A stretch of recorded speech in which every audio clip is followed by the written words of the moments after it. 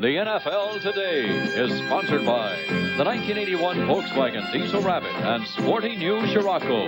Volkswagen does it again. Now from the CBS Sports Control in New York, here's Brent Musburger. Happy Thanksgiving, everyone. Pull up a chair now, get real comfortable, sit back and relax, enjoy an afternoon of football here on CBS. Happy Thanksgiving, Jimmy. Hey, same to all of you. I'm very happy. At 62, I'm still here with a wonderful family, and I love all of you, too. A lot to be thankful for. Speaking of family, this is a special day for families. I'm just glad mine is healthy and well, and I think let's remember something on this Thanksgiving Day. The hostages, let's all say a little prayer for them, and most importantly, their families who are going through Thanksgiving Day without them. Thank you very much.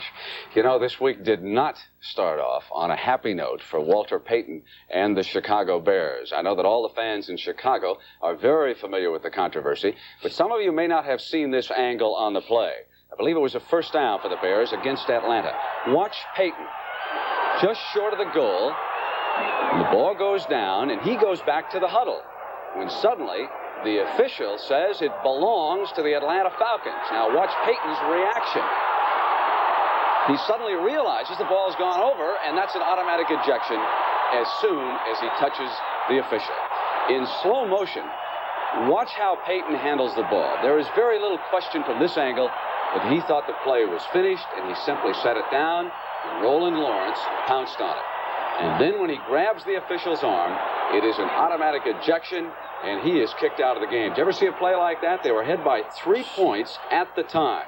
So not only do they lose a possible touchdown, they lose the football, they lose 15 yards, and they've got their best player kicked out for the game. Now, Irv Cross has been in Detroit, and Irv, you have visited with Walter Payton and checked on him. How's he feeling about this situation right now? Well, Brent, you're right. You know, I spent a lot of time with Walter last night, and I asked him about the controversial play, and simply asked him, Walter, did you fumble the ball? And this is his response. Irv, I didn't fumble. And the films that I've seen and indicate that I didn't. That's my whole argument. And I think that as far as touching the official, I don't deny that. And one of the reasons that I did approach him that way, it wasn't in anger. It wasn't more or less in a state where you lose concentration and total control. I knew what I was doing. I was just trying to get to him to see what happened. Let's go back to the play itself. What happened in the pileup? Normally when I'm carrying the ball in a crowd, it's in front of me with both hands on it. And then when I make contact or get close to making contact, the ball is tucked. And as I was pushing towards the goal and I was going back, this hand came down. But normally I carry the ball with, when I'm out with one hand anyway. And I guess from the side view that he was looking at, it looked like the ball was free, but my hand was still around the ball, whereas it might have appeared to be that way. I don't know. I don't know what his thinking was or what his angle was. Normally the commissioner would have made some kind of a reaction and response in the form of a fine to Walter Payton for being ejected from the football game. So far, there's been no word from the league office. Let's go to Pat Summerall. Okay, Irv, thank you. I'm here, of course, with Tom Brookshire, and you look back over this series, this Thanksgiving Day, the traditional game that it is, and the names that have been involved go back to Nagurski, Waterfield, Sid Luckman. Oh, my gosh. Think of the great games in this series. They've just been terrific. And number 53, Bobby Lane threw 3 touchdown passes. Jack Christensen ran back a couple of kicks.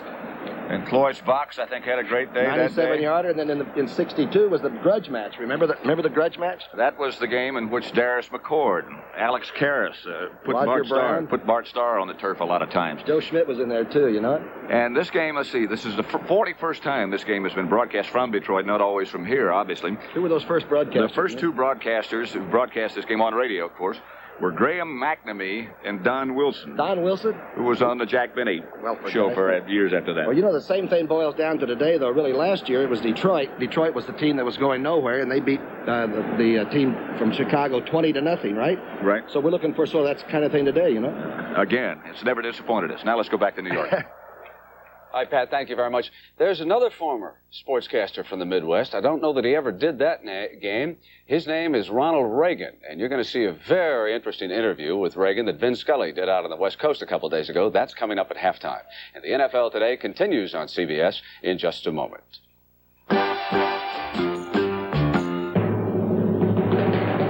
Tuesday night, there was a controversy in boxing that is still causing major stories to be written and talked about throughout the sports world. Sugar Ray Leonard, on the right, matched against the champion, Roberto Duran. 2 minutes and 44 seconds into the 8th round, Duran quits, walks away, and Sugar Ray Leonard is the new champion of the world. Now, Jack Whitaker was here a short time ago, and he had some comments not only on this controversy, but on boxing in general. In the most stunning walkout since Rhett Butler left Scarlett O'Hara, Roberto Duran walked out of a championship fight Tuesday night and left behind anger, disbelief, and speculation. It is difficult to imagine Duran quitting. He always has been the textbook macho man with the indomitable will to win. The will Tuesday night was domitable. Based on his distinguished record, Duran's reasons for walking away must be valid ones, at least to himself. Whether it was indeed severe stomach cramps, as he says, or severe frustration over the way the fight was going, or finally, after all these years, a severe malaise towards boxing, we may never know. What we do know is that a first-rate boxing career has ended on a not very high note, leaving several embarrassing questions to be answered. Boxing will recover. It always has. But today the sport is called box scam, and of course it is disgraceful, especially in light of the Ali Holmes non-fight and the affair Tuesday night. But we Americans are a strange people at times. We love the smell of the carnival and the sound of the barker's voice, and we have an unshakable belief in the theory that big is good and the more things cost, the better they are.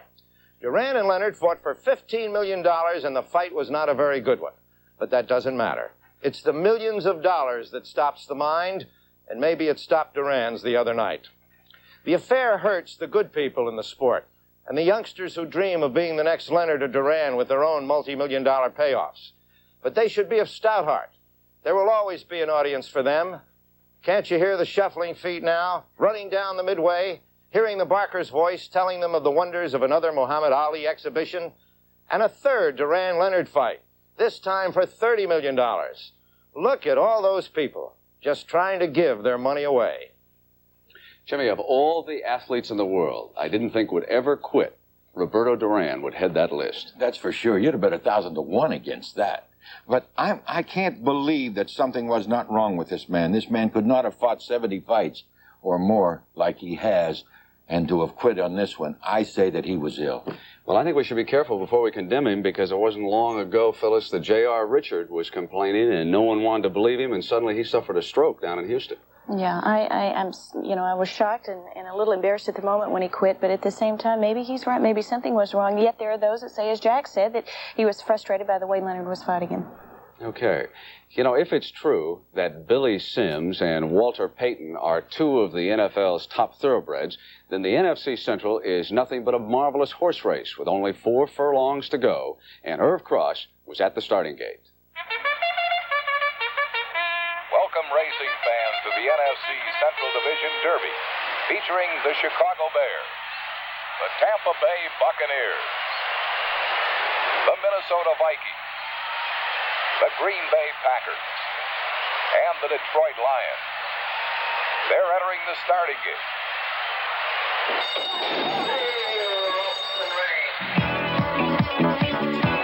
At the start, the 1980 NFC Central race found a long shot leading the pack.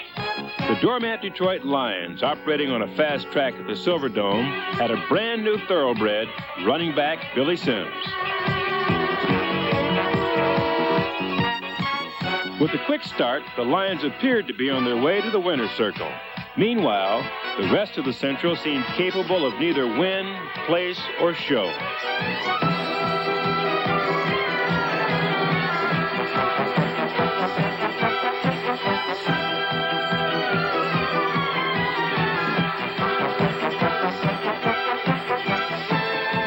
The pack fell back, while preseason favorites Chicago and Tampa Bay dropped furlongs behind.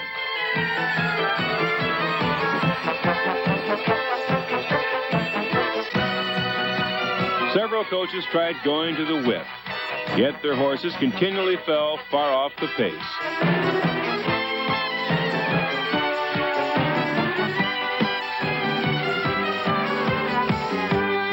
But just when matters seemed salted away, Detroit curled up into a deep mid-season slumber. Suddenly, from back in the pack, two also-rans shot to the forefront. First, it was Minnesota making a run for the Roses.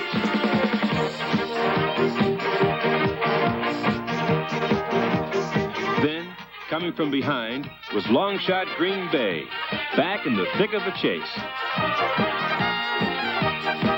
All the while, pace-setter Detroit went steadily backwards, losing their once sizable lead. There would be no runaway in the NFC Central. This was a horse race.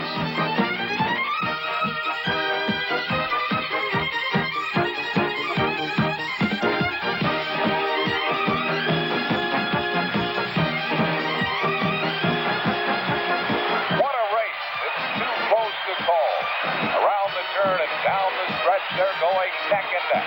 It's going to be a photo finish. And the winner is... The winner? So far, NFC Central fans see no clear answer to that question. Whoa, Irv, no copying out, big fella. Can't you handicap a race that doesn't involve the Philadelphia Eagles? Who's going to win this thing? You know, wait a minute. I have a truck trying to run me over here. Who's going to win? I guess I'd have to call it a toss-up. Oh, Irv Cross makes no enemies on Thanksgiving Day. Or any other day. NFL Today continues on CBS in just a moment.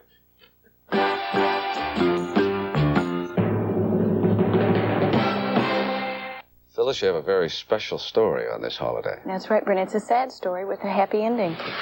2 years ago, Detroit's Jesse Thompson didn't have much to be thankful for.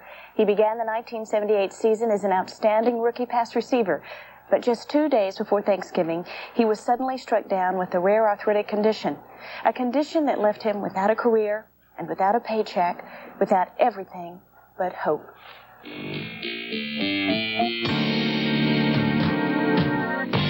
In 1978, about a week before Thanksgiving, I was inflicted with Reiter's syndrome, which is inflammation of the body joints, and it mainly affected my lower extremity. I had a weight loss of about 40 to 50 pounds. At first, I just simply tried to stand, and I put pressure on my ankle, and I felt a sharp pain in the ankle. Was there a certain specialist that assisted you during your illness? Well, they said the pain that I was in originally when I first was inflicted with the sickness, that I would recover from that to some degree. To what degree, they weren't sure. Jesse Thompson came in here with a very, very painful illness. He walked in on crutches, was obviously totally disabled. Despite his great pain, Jesse impressed me as being an individual highly motivated and determined to recover. Throughout my participation in sports, I've always had the idea that I wanted to never have to say if I would have. And that was very important to me. I didn't want to have to say if I would have tried and if I would have worked, I could be back in the NFL. I made that effort and I put forth the effort, and now the answer is evident. You never realize it, but when people see a sick person, they want to reach out and be good to you and touch you, but for somehow it's something about that scares them away. And I felt like the players were afraid to come up and talk to me, and that really bothered me there for a while. I think that Jesse Thompson is a tremendously courageous person, but the thing that impresses me the most about it is not the fact that he's courageous, but how he went about it. He didn't ask people to feel sorry for him. He came back from this, if you will, injury, but the way he did it just shows such tremendous class. The first game that I was coming back in, it was an Atlanta game, and it was, I think, a simple curl pattern, which, you know, most receivers can run with their eyes closed. But when I caught that one pass for that one moment, I could think of nothing else but me. I was so happy, and it was just the accumulation of all the time and effort and work I had put in. And I don't think anybody could blame me that one moment. I tell you, your story makes me want to just stand up and cheer. It's a great story. What advice do you have for the young people of America? It would be that you can have your health taken from you. You can have your wealth taken from you. But as long as you have hope, I believe you have everything. And now Jesse Thompson is preparing to take on the Chicago Bears on this Thanksgiving. A remarkable young man who should be an inspiration to all people. Indeed. And the NFL Today will continue on CBS with Jimmy the Greek taking a look at the Bears and the Lions in just a moment.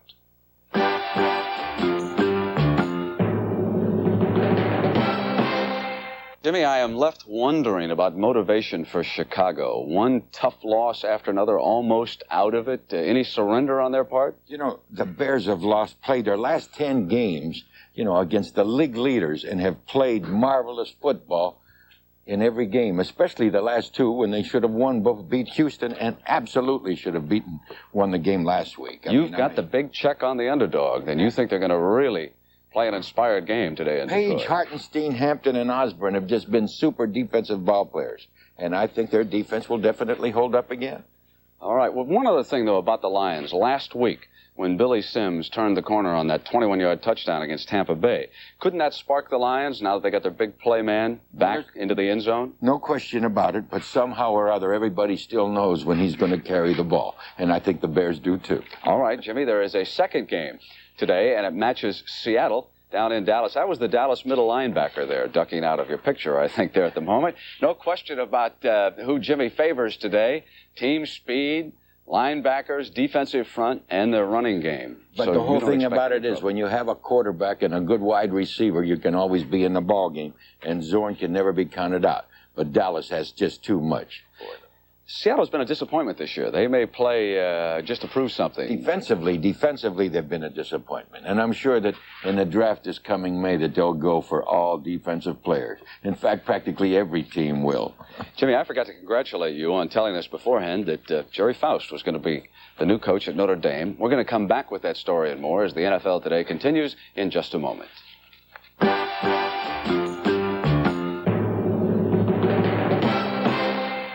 Earlier this week, the University of Notre Dame named a high school coach as a successor to the retiring Dan Devine.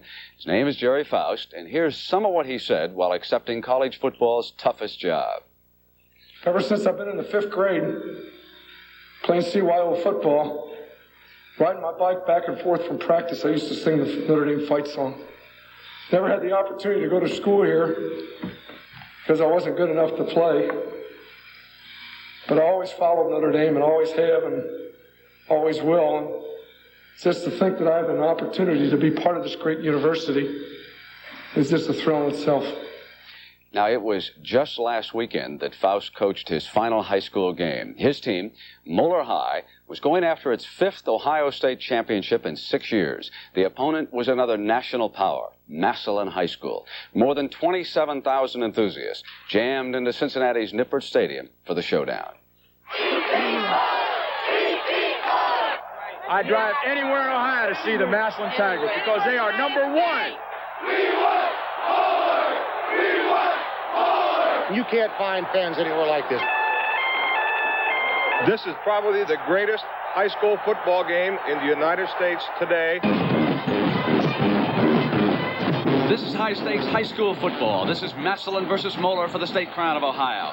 Massillon with a 40-year football tradition, including coaches like Paul Brown and Earl Bruce, against Moeller, the new kid on the block. But this new kid is ranked number 1 in the nation. Now, number 1 meets the legend for the first showdown ever between the two schools.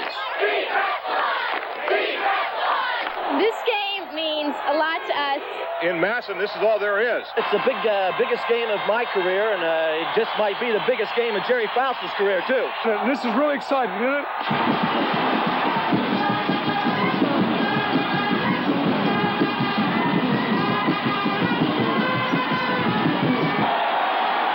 But the excitement does not last much past kickoff. The Moeller Crusaders move the ball downfield. And then they turn it over to senior fullback Mark Brooks. And he just scores, and scores, and scores some more. It's 24-0 at the half.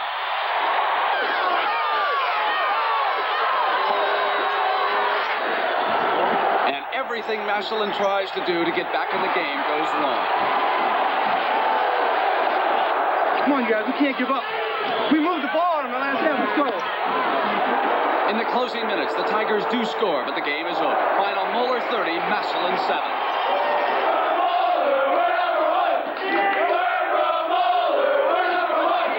You know, we're from Massillon, and we got a lot of pride. And, you know, win or lose, you know, a lot of fans still think we're number one.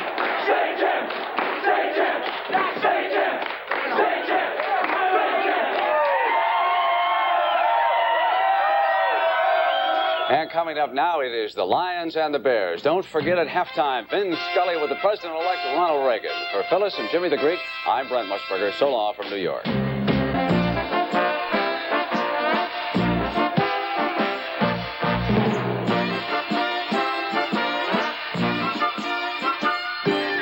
The NFL Today will continue after this word from your local station.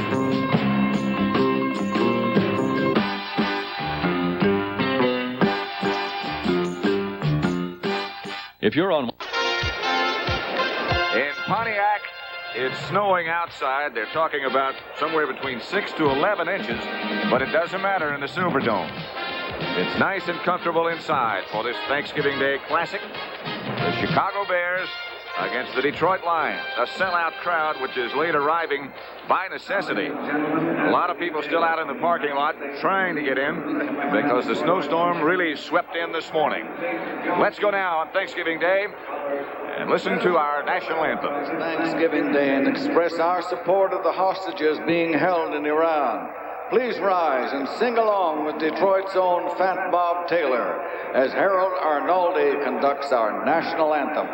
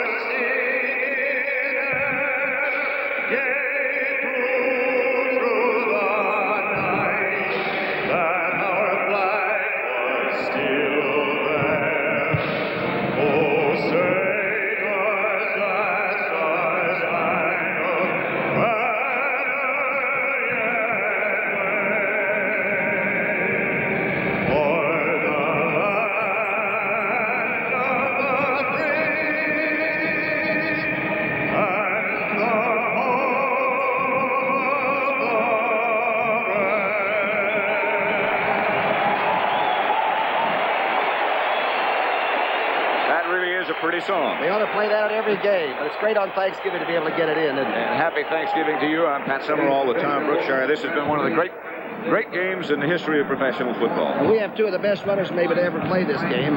We have, of course, Walter Payton needs 1 yard. He's at $9.99 to get 1,000. And, of course, Billy Sims is already at 1,118 yards and 10 touchdowns. And I guess we might as well find out what they had to think about one another, huh? I suppose so. We'll go down, I think, first, though, and check on what happens as the coin is tossed to see who receives the first kickoff. Let's go down now and check on that. Detroit captains on the near sideline, the Lions. It's Calicut, number 31 for the Lions. He's the kamikaze man on the special teams. Lions, of course, in first place in the NFC Central Division. And the Bears, who have had a very tough year with their record of 4-8, but still a very fine football team. Roland Harper. Philadelphia, Cleveland, and Houston, very good teams, beat the Bears by a total of 13 for points. the Bears, they can play tough. Parsons, Harper, and Smith.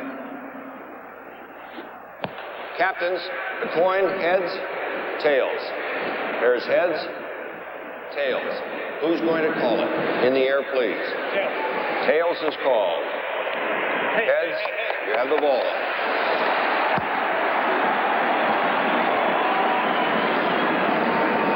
So Detroit won the first victory of the day already. They won the coin toss. You mentioned Walter Payton.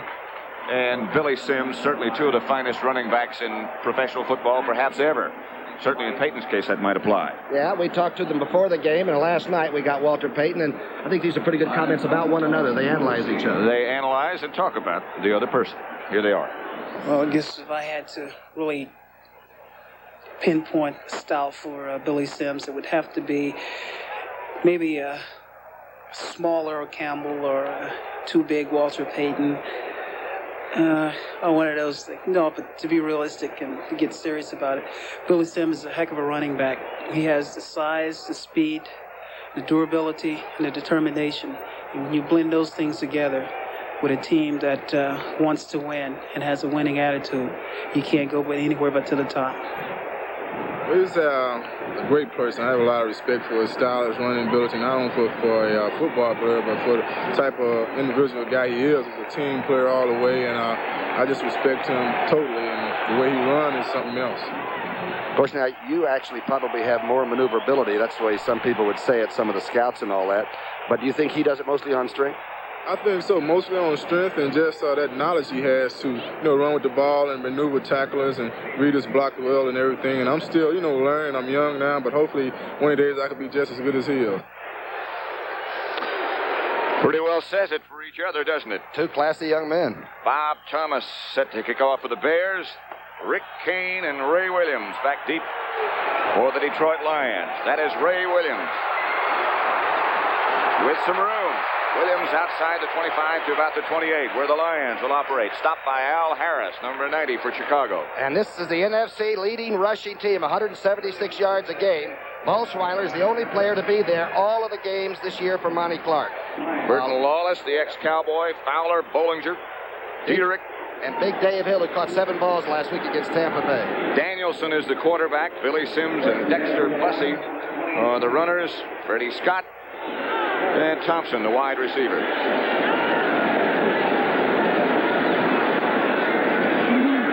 Bears do a lot of fooling around. They give you a million different sets with that 51 defense of theirs. Right now it's a 4-man front.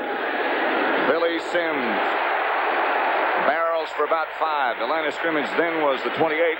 Muckensturm stopped him. Let's look at the rest of the defense. Hampton, who may be 270 right now. Osborne, Page, Hartenstein, all hitters. They play at the 5 a lot. They'll go from a 5 to a 3 into a 4, and they're very aggressive. The linebackers, Muckensturm, who just made that tackle, Hicks and Campbell. Secondary, tough. All hitters, Schmidt, Ellis, Pensick, and Doug Plank. Billy Sims got 6 yards on his first carry, so it's 2nd and 4. Can he float, huh? Danielson, the quarterback. Sims in motion, and Danielson's going in that direction. Got a blocker in front.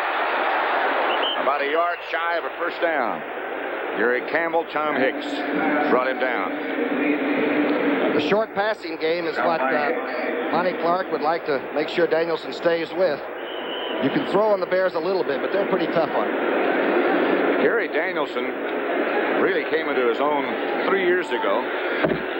A rather familiar name to Chicago people. He was a backup quarterback in 1975 in the World Football League in Chicago.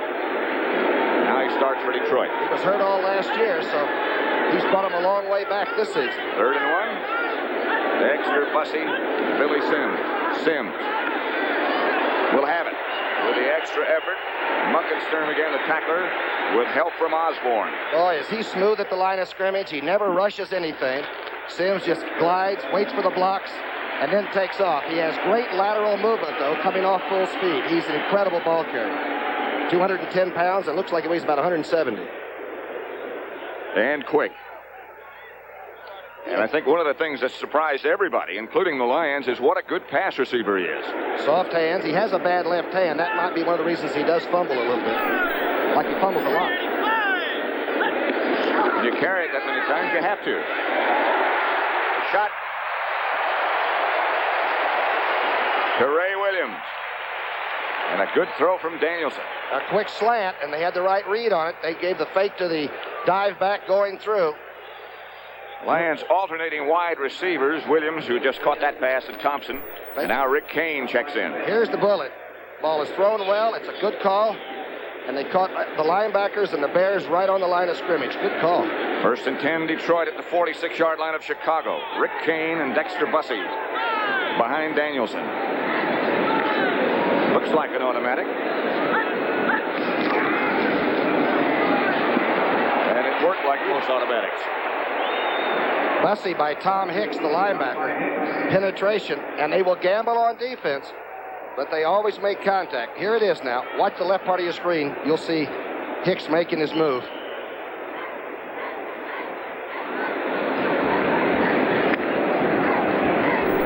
Like Sims might have missed the block. Should have picked him up. Huh? That's the hardest thing to learn for a rookie back. 3-yard loss, make it 2nd and 13. Ball at the 49-yard line of Chicago. First possession for Detroit. Chicago hasn't had it yet. Billy Sims and Dexter Bussey now the running back tandem. Danielson with good time throws high. Ray Williams is complete. Terry Schmidt, the Chicago defender, and what a good throw from Danielson. And Schmidt thought he had the good angle on the deep sideline. This ball is really well thrown by Danielson. He's a straight drop back passer. He's not much of a scrambler. Gets a rush from Osborne and Hampton on that side. Look at this throw. Right on, both feet down. That's an excellent play. And here's the catch again, the last part of that. Danielson, like Bradshaw and so many others, with his index finger over the end of the football as he throws. Good velocity on that throw. 34 is the line of scrimmage. Detroit on the move early. Dexter Bussey straight ahead. Bussey, another Lion first down, I believe. And that time they ran a false trap. They pull the left guard. They pull Lawless like he's going. Watch the left guard now, right the left part of your screen. He will pull like he's going to go wide. They run right back in there. The center just turns Osborne out of there, and Hicks never had a chance. Good block by the tackle going through on him. That's Bollinger. Right. Watch number 73 come into the picture and throw that key block. Pull the guard. That'll keep Alan Page out of there. Tell you, he doesn't waste any time at the line of scrimmage, does he? They're about an inch short of a first down, as the referee Fred Silva just indicated. Bussey's the third leading ground gainer in Detroit history, and he moved from the tailback spot when Billy Sims came in and said, I'll play wherever you want me to play, but I do want to play. Bussey's had some injury problems in recent years, but this year has been a vintage year, as you can see, averaging almost 5 yards a carry. 2nd and inches. Still need inches. That's going to be close again, as the line of scrimmage is at 25. And they need to get about to the 24.5. He might have lost yardage on that play. Short yardage now, and the Bears act like that they belong on the other side of the line of scrimmage. Look at the penetration. Hampton's over there. There's Hicks again. The whole group came home. From another view. Same result. White on blue. Good play by Hicks. Into the backfield quickly, and it's still 3rd, but this time it's more inches. This is Billy Sims. He got it. Down to about the 22, stopped by Muckenstern. And that will be Detroit's 4th first down in this drive. Good block on the outside by Dietrich, the rookie from North Carolina State, who's having to work on Hampton. He held that block a long time. Boy, Sims really reads blocking well, doesn't he? He had 7 200-yard rushing days in college at Oklahoma. 7 200s. That was, of course, from that wishbone, and this is a little bit different. And the way he's been able to accommodate his style to this has been even more amazing. This is Billy Sims again. This is nothing for Billy. Gary Fensick was the first man up. Mike Hartenstein helped him. Stopped by Fensick. Very physical player from Penn State. Good pass rusher. This telecast is presented by authority of the National Football League. It's intended for the private use of our audience. Any rebroadcast or other use of this telecast without the express written consent of the Detroit Lions and the National Football League is prohibited. Danielson's thinking pass on 2nd and a bunch. 2nd and 11, in fact. In the Thanksgiving Day Classic at the Silverdome in Detroit. Danielson looking. Still looking. And there's really not much place to look, as everybody was covered. Al Harris, who they use on passing situations. He brought everybody up on the line of scrimmage except the one safety man, and then he got double coverage from the underside. That's the play, a lot like that, the one that Danielson got his knee hurt on a year ago in preseason against Baltimore. They don't like to see him run with it. This will be play number 12 coming up in this drive for Detroit. Horace King and Billy Sims now the two who will operate behind Danielson. Jesse Thompson is one of the wide receivers. Spondy Clark continues to send in plays by his wide receivers. Fred Scott is put out to the left. Jesse Thompson out to the right. Billy Sims is a great pass receiver, too. Penalty markers everywhere. Intended for the tight end, Hill. Nothing doing. Penalty markers down, however. Play started from the 22-yard line. 7:58 left in the first quarter. At the Silverdome, let's see what happens. I think Detroit gets another offensive play. It's against the Bears for lining up off sides. They're getting as close to number 16 as possible. Too close. Offside, third down. 51 is Bruce Herron. Again, in the event you joined us late, it is snowing outside. It has been since early morning here in Pontiac. But the dome is a dome. And in here it's quite pleasant. 3rd and 5. Danielson drops and throws and overthrows. Intended for Billy Sims. Pressure by Hampton on the outside, the big number 1 draft choice out of Arkansas, and that one was unloaded early. Sims was open. And we will look at the Lions' fine rookie kicker, Ed Murray from Tulane. Eric Hipple is the holder, and that's what he's done so far. From this distance, he's been very effective. I'll tell you, he has a very live kick, too, that's not like some soccer style. This ball is really thumped and carries and gets up very quickly. It'll be from 34 yards out to try to get the Lions on the scoreboard first. They've had the ball and kept it since the opening kickoff. Got it. Easily done. It looked easily. And Detroit Lion head coach Monty Clark has to like what transpired in that drive. And Walter Payton still needs 1 yard. He hasn't been on the field yet. That'll give him 1,000.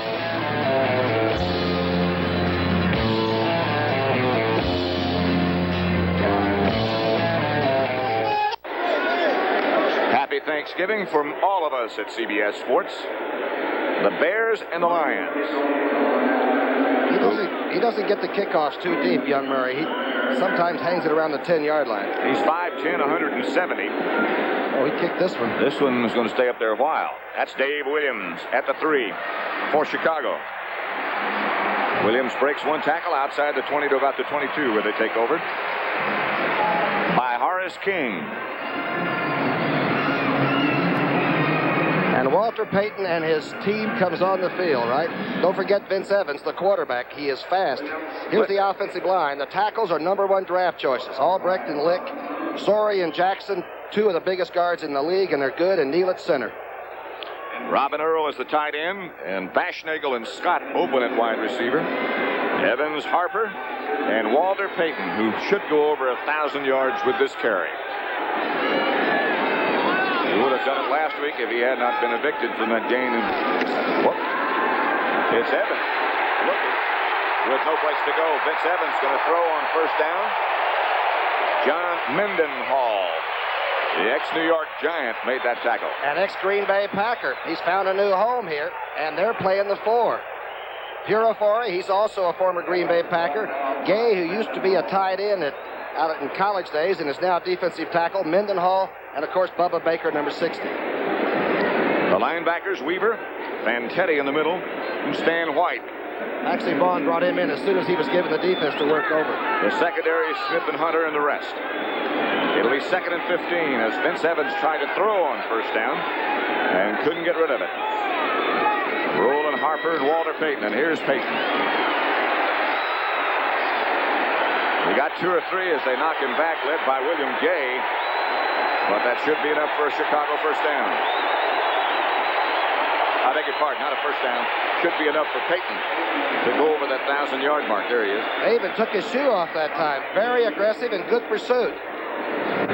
Watch the right part of your screen now. Let's see. Gay gets hit very hard by Noah Jackson, rolls back out. Floyd Peters is teaching young Gay, and because he had no bad habits as a defensive lineman, he says the young man's picking it up very quickly. It was Fantetti who led the defensive charge. Ball is at the 20. It's 3rd and 12, and Peyton's over 1,000. Ashnagel comes in motion. Evans drops. Detroit has a blitz on. It's successful. Wayne Smith was the first to arrive. The 35th sack of the year for the Lions. And Bubba comes off, and there's a lot of hand touching. Here comes the blitz. They fake it with the safety man, but the outside corner from the right did come. Picked up by Walter Payton, but he came around the edge. Evans doesn't like the pocket a lot anyway. Baker was there as well.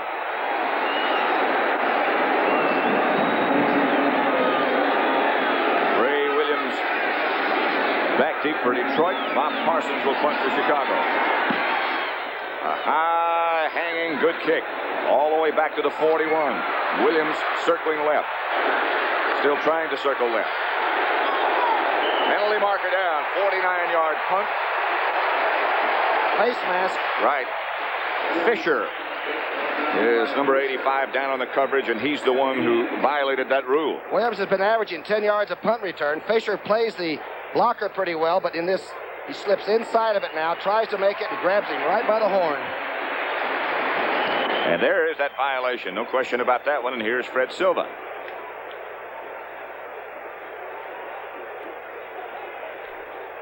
Makes a good punt return out of it, doesn't it? Good kick by Parsons, but that violation puts Detroit in Chicago territory. And again, let's listen to Fred Silva. On the run back, number 85. Personal foul, face mask. First down. The Bears are not the most penalized team in football. They had a dozen last week. Danielson is 3 out of 4 so far. The Lions lead at 3-0. Line of scrimmage, the Chicago 42. 5:49 left in the first quarter. And Detroit 3, the Bears nothing.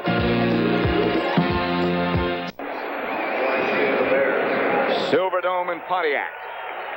Pat Summerall with Tom Brookshire. Site of the Super Bowl, and CBS will bring it to you year after this. What a great facility. Danielson gives to Dexter Bussey. Struggles for couple. Tom Hicks, the Bear tackler. The Lions went 9 quarters without scoring a touchdown. They finally took care of that last week, but they have had some problems after that early start when they just blew the Rams out and then went on to win 3 more. 2nd and 8. There's Tom Hicks. Doing such a superb job as the middle linebacker for the Bears. Doesn't get a lot of recognition, but deserves it. At the 40. Going to put the ball up. 2nd and 8. Danielson puts Fred Scott in motion, and he drops. Now he takes off.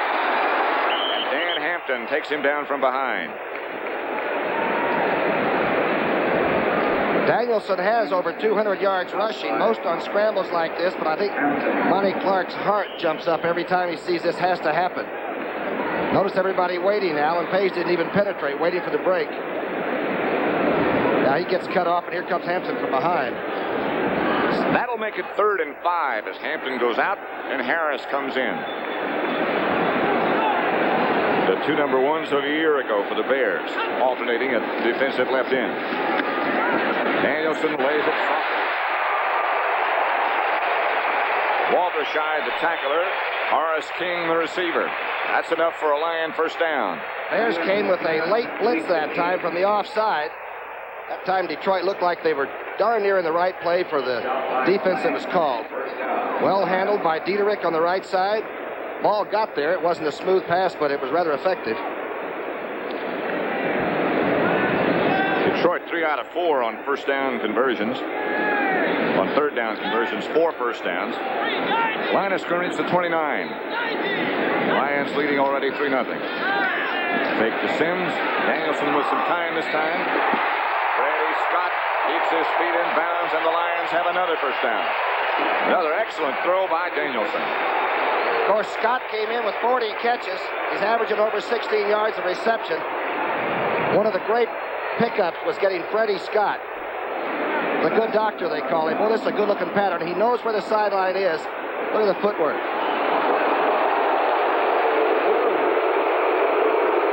And now they call it incomplete. He only got 1 foot down. Good replay. Sandy Grossman picked it up, and he only got one of them down. Worth another check. You're right. The ball is thrown right on. Good coverage there. There's 1 foot down. Yep, that's a good call, too. 8.5 C's out of bounds. So it'll be second down at the 29. And Danielson again drops. Bears on a blitz. Incomplete. Down the middle. It's hard to tell who that was intended for.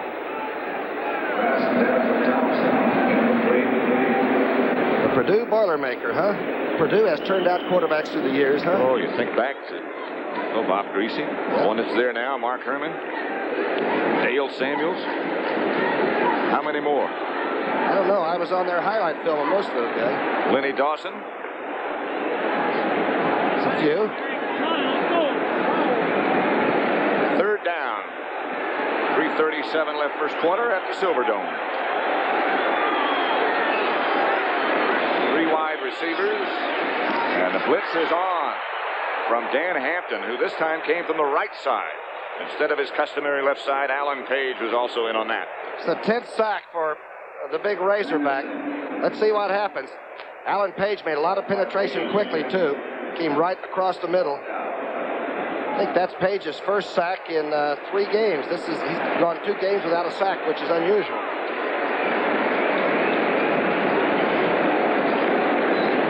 The man who scored the only points so far is back to try it again. Murray this time. This is going to be 54 yards out. He is 1 of 3 from over 50. That's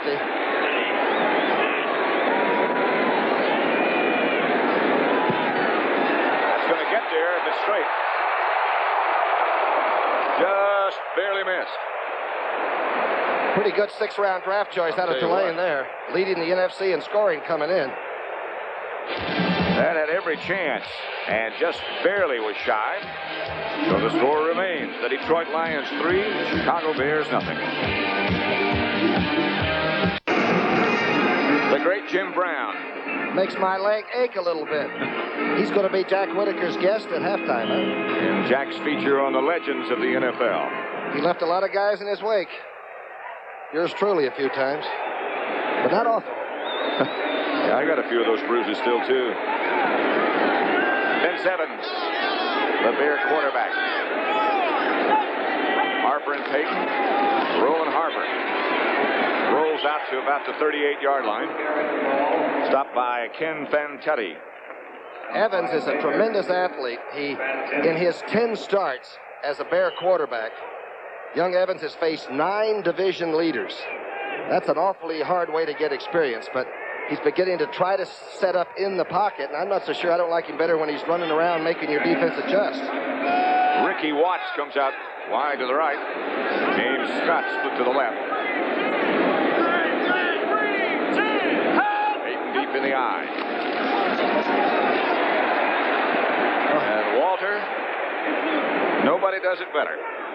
Charlie Weaver stopped him. Peyton, who has those quick feet, strong legs, and just great ability. I was talking to some of the Eagles, and they prepare for him like a 250-pound running back. He does squats with the weights 500 pounds plus. He bench presses over 300, and he's only probably 2, 4, or 5 at his top weight. He is a remarkable running back. You saw that graphic a minute ago. There are only 2 other people who have had those 5 years, Jim Taylor and O.J. Simpson. Franco Harris has the record of years over 1,000 consecutive years. On third down, they go to Harper, and he doesn't make it. Big play by William Gay, the left tackle, number 79. Oh, he really reacts in there. He's another one of those that beefed himself up. Gay's to the top now. Watch the charge he gets. He straightens up Noah Jackson and gets in on the tackle. That is some kind of a defensive lineman's play there. Fantetti gets into it, too. Give some credit to Mendenhall, too, who was underneath all that. Telling you, he's strong and quick. Gay beefed himself up from 235 to 252 now. so he can play defense. Looks like he's learning. Bob Parsons. His second punt of the game. Ray Williams back at about the 15-yard line for Detroit. Parsons has had a great year punting, Patrick. Good kick again.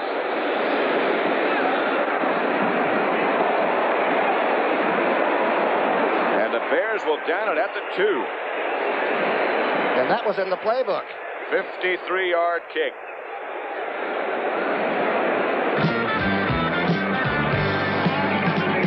So Detroit will take over again with 47 seconds left in the first quarter, and the Lions lead the Bears 3-0.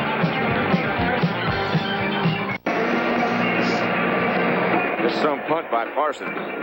It came down Teflon coated. That's what the plastic balloon is up here. A 5-second hang time. You said it had a speaker on it when it came down, huh? That's Chris Haynes who's down there to down it. Well, that defense will jump on Danielson now. They'll really try to squeeze him. They say that Haynes first touched it. Penalty marker down. Billy Sims looking for some place to go. That play operated in the beginning from the 7-yard line, where Haynes touched it. Tom Hicks makes made another the tackle, huh? Hicks has been in on 5 tackles already. Now he's going to arbitrate a little bit.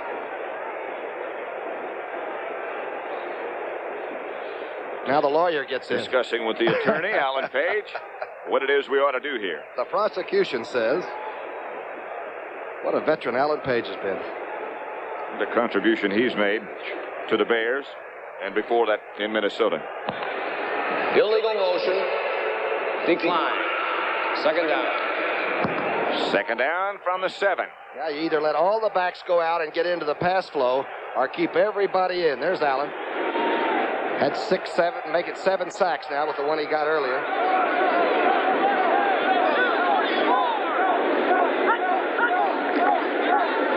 Sims again.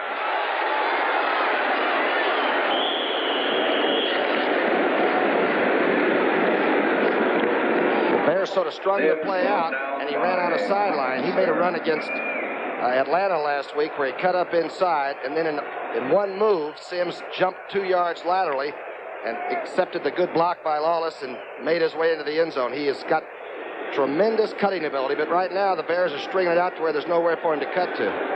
They did play it well. Third down. Muckenstern made that stop. 3rd and 3. 3rd and 4, perhaps. At the 14. Horace King is back there with Sims. This is Sims wrestled to the ground by Al Harris this time. And hurled back into the end zone, and the Lions will have to punt. It isn't going to be a safety, but they sure did deposit Sims into there without much problem. Osborne also makes the big play on this. Osborne and Harris, and Osborne limps off just a little bit. He had an injury problem last week. Skladany is the Lion punter. They carried about $1 million worth of goods there. They got to be careful with that.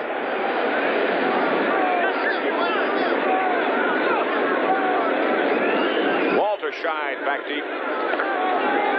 Standing at midfield for the Bears. Skladany with his back to you right now. And that'll do it. The wind direction doesn't make any difference inside, but that's the end of the first quarter. The field goal by Murray, and Detroit leads the Bears 3-0.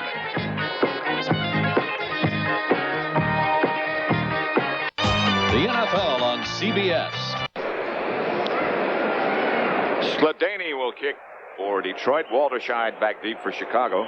Back at midfield. It's a good kicker out of Ohio State. He did have one block for a touchdown earlier in the year. See if they put heat on or try to get a good return. Looks like they have heat in mind.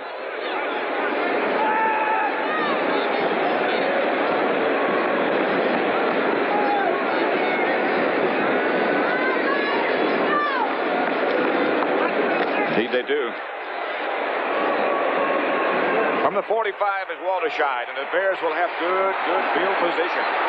Walter Scheid down inside the 25 to the 22. 39-yard kick, and a rip-off return by Walter Scheid. The Bears had a -3 yards offensively in that first quarter, But big special plays like this can put them right back in the ball game. Keep in mind that of the 208 points scored against Detroit, 42 of those have been really when the offensive team was on the field or kicking it or a fumble run in and those kind of things. So you've got to use other ways maybe to get on the board against Detroit. Walter Scheid, you just got to look at him. It'll be first down for the Bears at the Detroit 22-yard line. Everybody's still alive in the NFC Central Division as far as playoffs are concerned, or considerations at least. And there'll be some consideration right now. Bears jumped. Evans has been sacked twice. By the way, we made a mistake a little bit earlier, which I'll tell you about after we get through with Mr. Silva's call. 65. Ball start. First down. That's a remarkable stat for running back.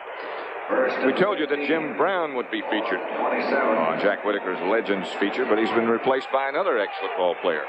The President of the United States. Elect, Mr. Reagan, who used to be a sports announcer. And Jim Brown will be with us later. Vince Evans, still looking for some place to go, and Evans, who, as Tom said a minute ago, is a fine athlete, has to tuck it under and run. Mendenhall, again, the tackler. John Mendenhall is all over the place. He's found new life with a team that's perhaps going to win this division. Minnesota plays New Orleans on Sunday. That's going to have a lot to say about it. Boy, he puts it away fast. 205-pounder, 6'2", and he can run. He scored 5 touchdowns rushing already this year.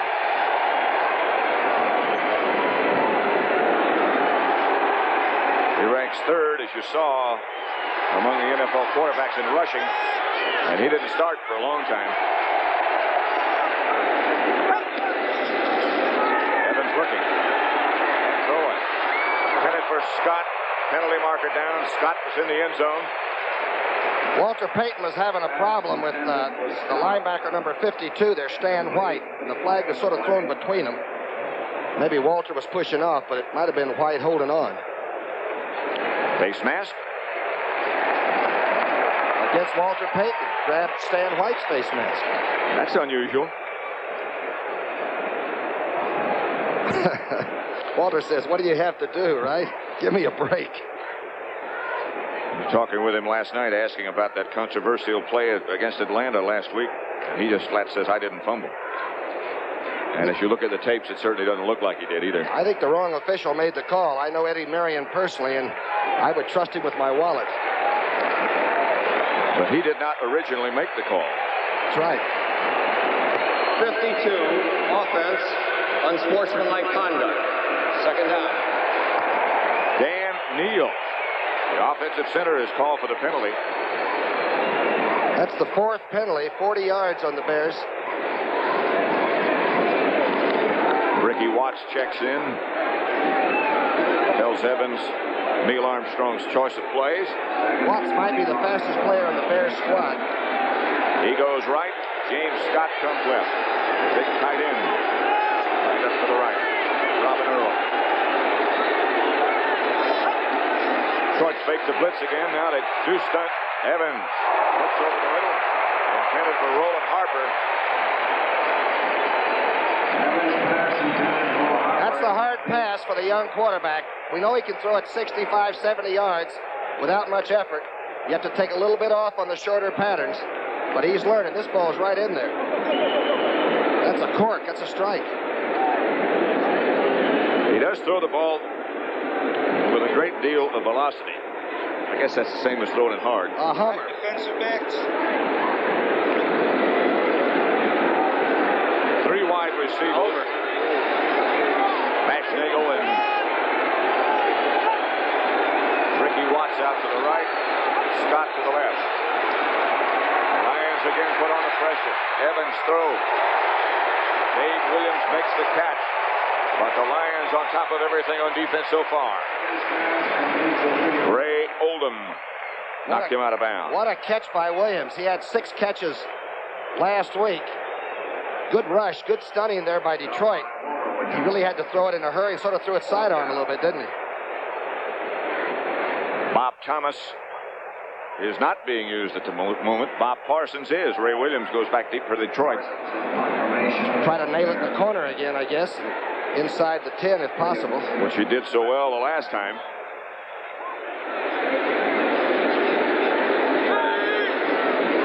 Parsons punting and looking for that corner. This one might have slipped by, although that's going to be close. Touchback. They'll bring it back to the 20, where Detroit will take over. A very impressive defensive performance and exhibition by the Lions. They've been tough. They are trying to get to the playoffs, and they want it badly.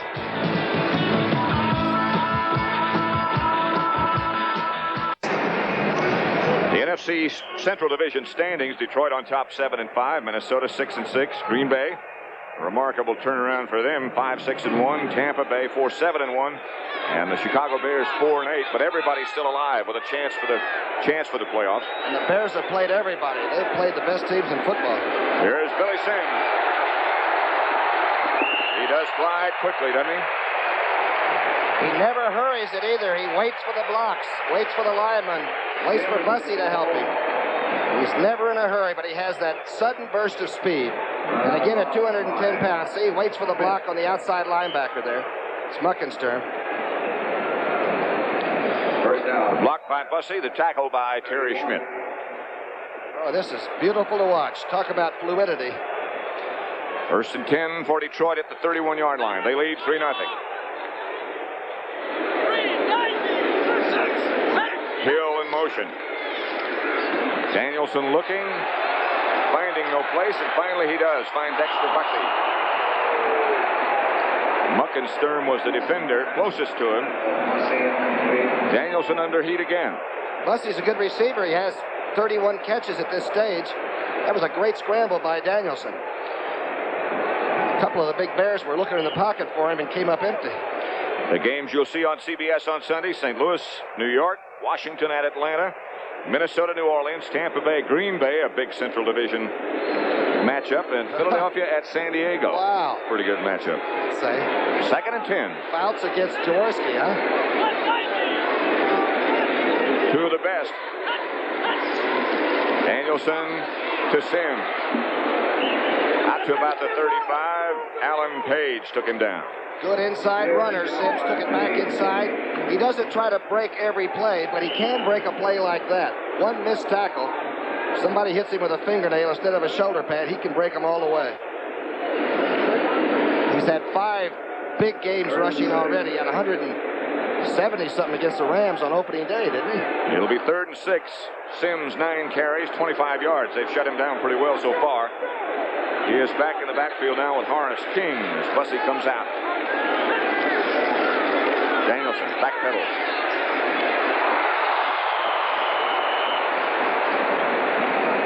King was the intended receiver, couldn't find a handle, and Skladany comes back to do his act again.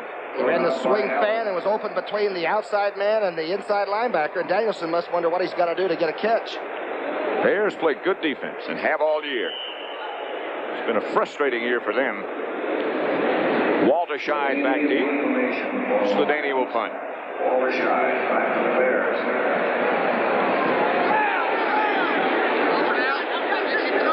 Looks like they're going to send some Bears.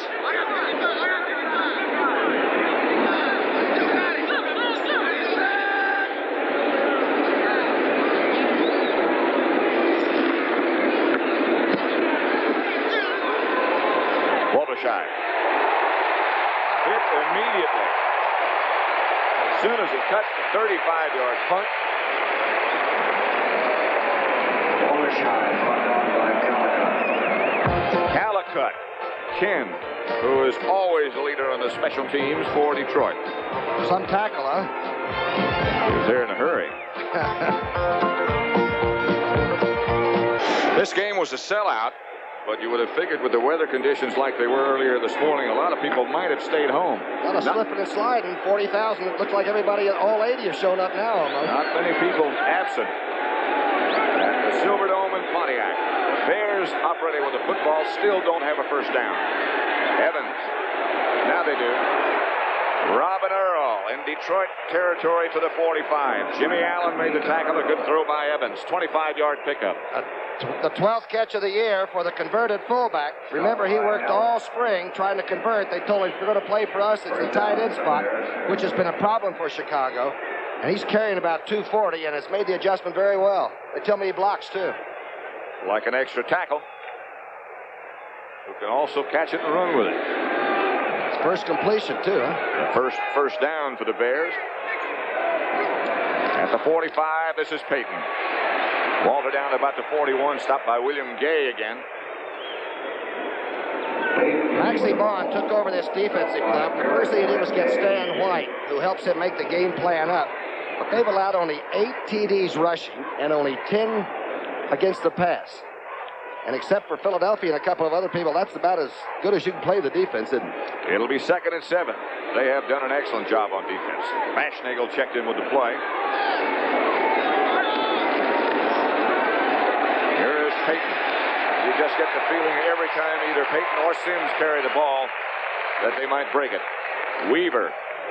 Make sure he doesn't break this one. Averaged 94 yards a game for those first 5 seasons, Walter Payton, and he's still averaging right at that.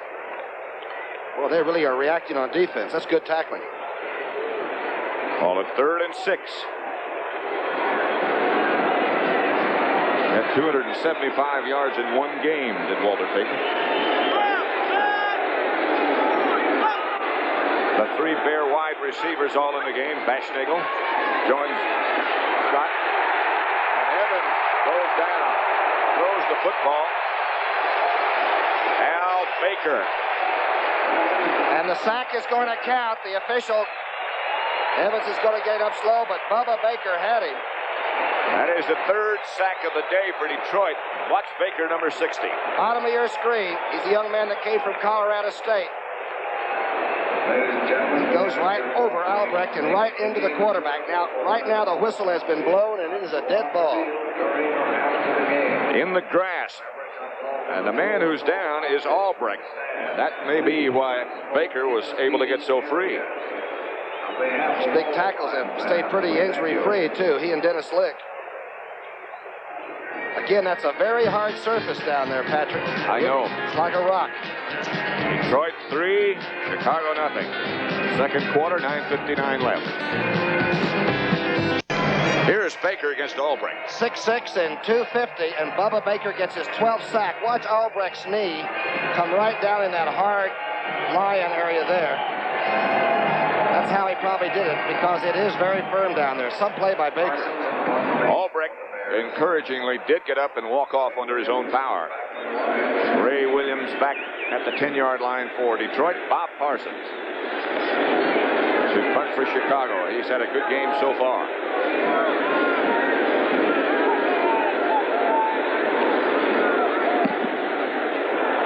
This one, somewhat of a shank. It takes a Bear bounce.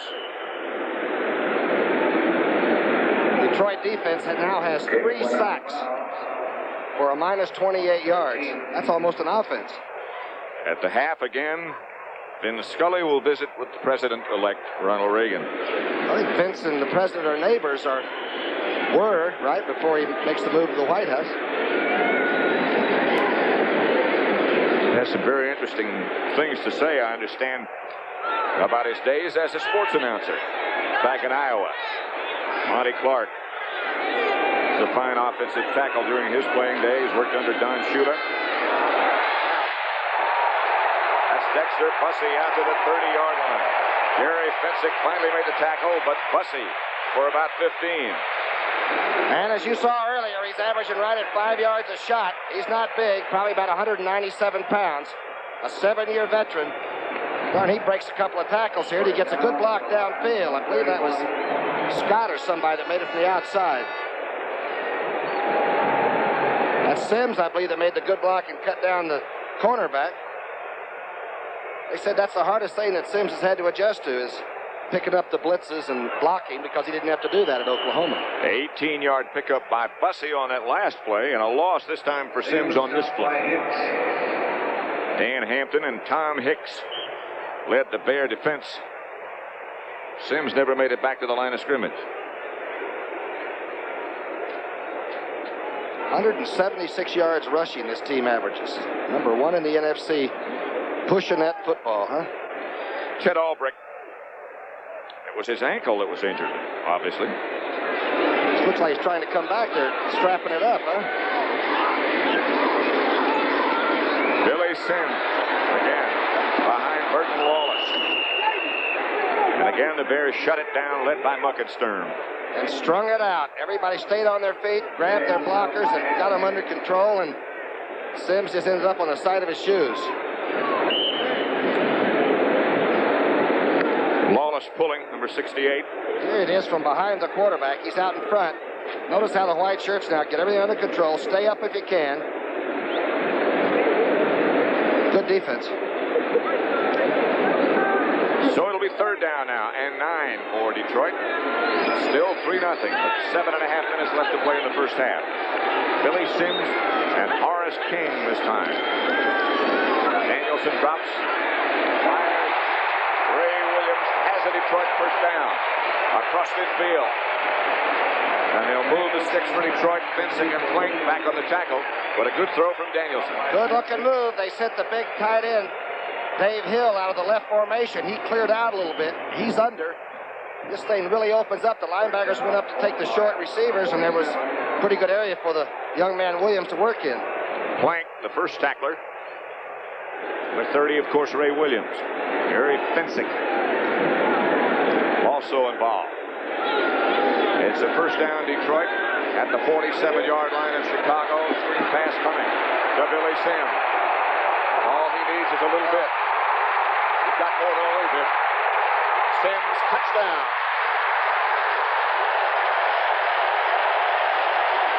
He's looking for flags, but there aren't any. A great block by Amos Fowler. The offensive center set up the whole thing. That is his third touchdown receiving the football. And even though it was a run, it'll count as a pass reception. But is he something to watch? He looked like he was on a motorcycle, in and out and straight ahead. Watch this, the back under control. They say these people only come along about every 5 or 6 years. The O.J. Simpsons, the Jim Browns and Jim Taylors, Earl Campbell's, the ones that can turn a franchise around with plays like this. Look at him use the blocking. And now he decides he'll go right for the tape. You'll never get him now. And that was Fowler, the offensive center, who threw that last block. There were a lot of good ones. Billy Sims did a lot on his own. 65 is Fowler. Watch the last part of this play. Some good blocks. Oh, here's a good block. Takes advantage of everything, and he's moving. He's about a 4 or 5 man on the 40, under control. And stepping high. And crossing him over. Move. That's a hard one. Like the one of the Rockettes. The Billy Sims review. Get him in Radio City with that step. Murray for the extra point with Hipple holding. 10-0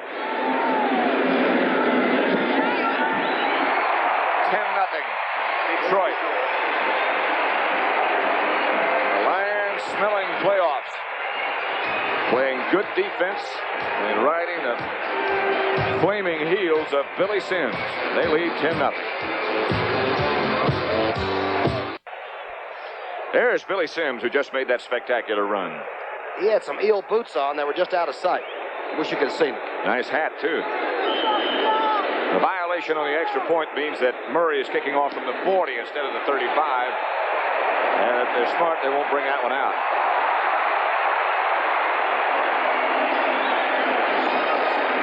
The Bears have 20 yards of total offense. Detroit now has 157 and 10 points. Their offensive unit, quarterbacked by Vince Evans, with Walter Payton and Roland Harper, have not been able to get on track at all. 6:29 left in the first half, and it's Detroit 10,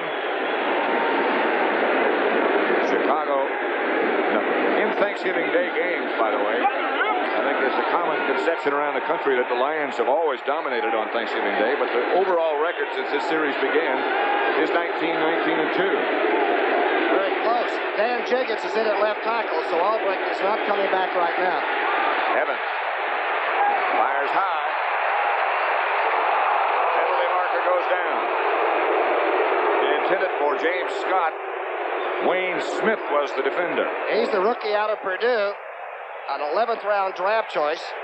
Looked like he made a pretty good play, but you can't touch him anymore. You even talk harshly to a receiver, you might get the flag. Here's the throw. It's high. Number 44. First down. He might even get thrown out. Pretty good defensive play. There's very little more he could have done on this play, was to go as high as the receiver and try to get it at the height. He's a good-looking young quarterback, though. As a rookie, you've got to be instinctive and just react.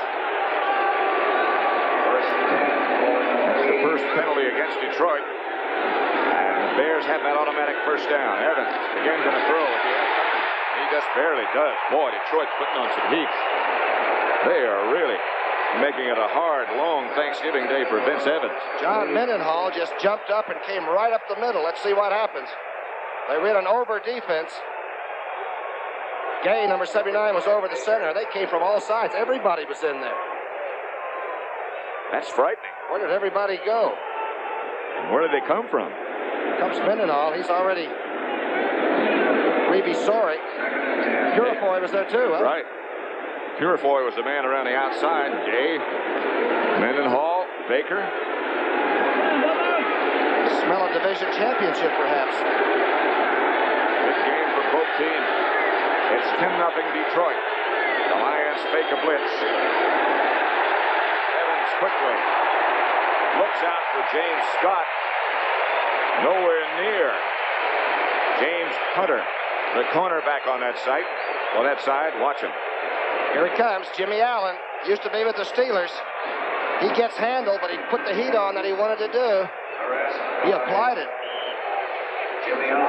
It'll be 3rd and 10. Baker, who's had an excellent game so far, limps off to the sideline. 3rd down. Replaced by, let's see, just a second. That's 6 defensive backs in there, I think. So it'll be what appears to be a 3-man rush. Number 79, William Gay, moves out to the outside. And here come the Lions again. The all-out blitz. Evans goes up top. Had a receiver. No flags this time. Ricky Watts, the intended receiver. And there is Vince Evans. Looks like this time the young quarterback is going to stay there for a minute. That time Ricky Watts tried to fall down to draw the interference call, but there wasn't any interference. So watch this. There were 6 defensive backs in the game, but they sent 2 of them. There's one of them. That's Ray Oldham, the safety man who came.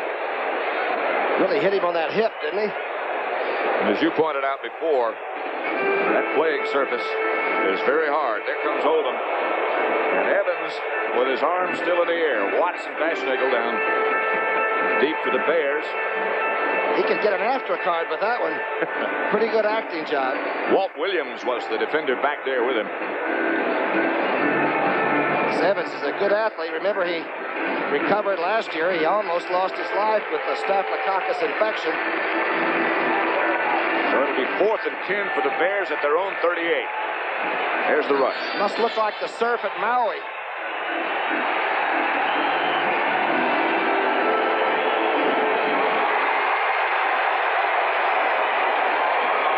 Ooh, a little bit of contact.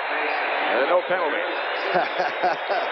Bob Parsons back deep for the Bears, who offensively haven't been able to get anything on track. Ray Williams standing back at about the 18 for Detroit. 6:08 left in the first half. Detroit 10, Chicago nothing. Good kick this time by Parsons. Chases him all the way back to the 7-yard line. Look out. And right back in their territory. Ray Williams. What a rookie draft choice that is. Wow. And he broke a tackle coming out with it. Again, some of the better ones that do this, Jimmy Jones with Dallas and all, they run straight at somebody and crease it. He's got good acceleration. Skabinski finally knocked him out of bounds. A 48-yard punt return by Ray Williams, and Detroit right back in business again. Danielson asking for a little quiet. His team already on top, 10-0. Billy Sims swings left. Penalty marker down as Sims goes for about 7. Gary Fensick on the tackle. Monty Clark looking on. What a job he's done in turning this thing around. About 4 on the floor and a 5th under the seat. Does he glide? Billy Sims is never in a hurry.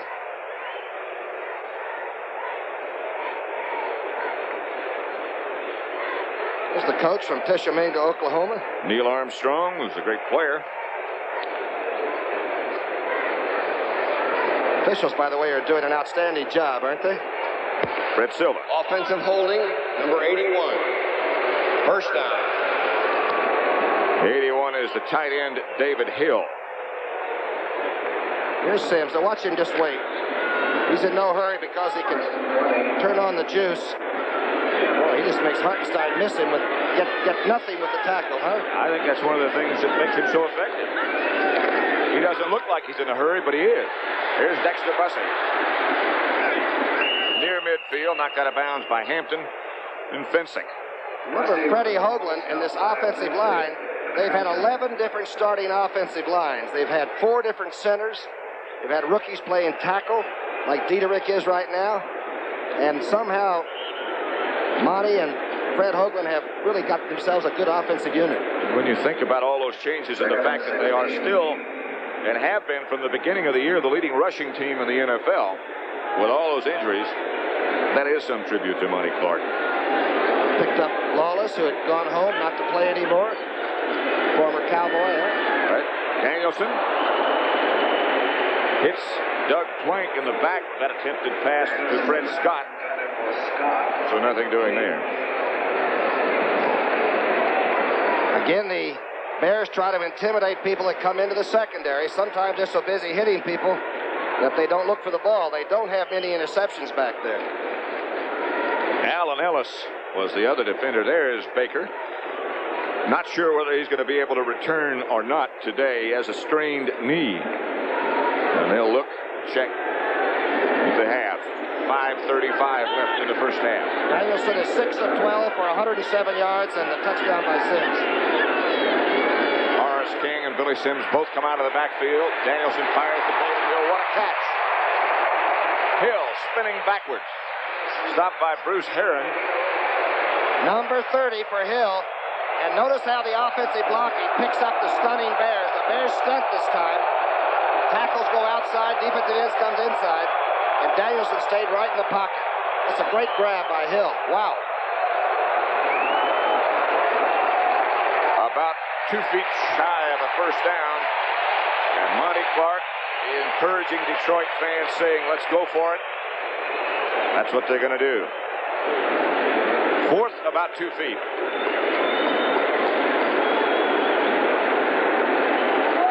Running backs are Bussey and Sims. If you pop one here, you could go. Sims has the first down to the 32-yard line. Gary Fensick, the safety man, made the tackle.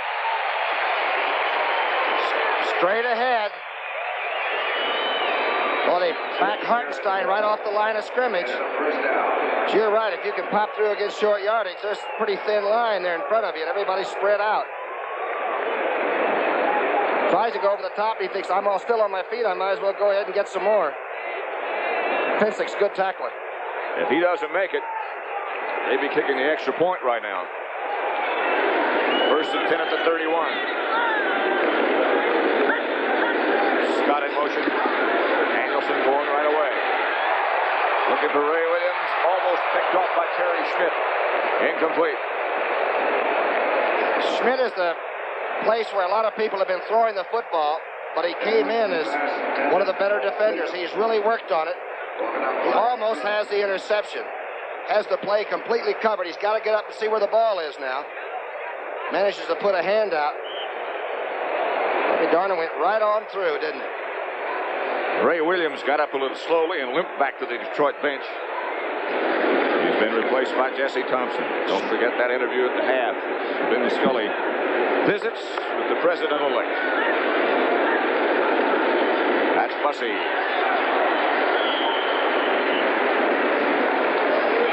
Walter Scheid made the tackle, but Bussey got 6 from nothing. They're running at Alan Page a little bit and Hartenstein over there. Page, again, always plays at somewhere around 220 or so, and while he's extremely quick, if you run straight at him, at least you know where he is some of the time.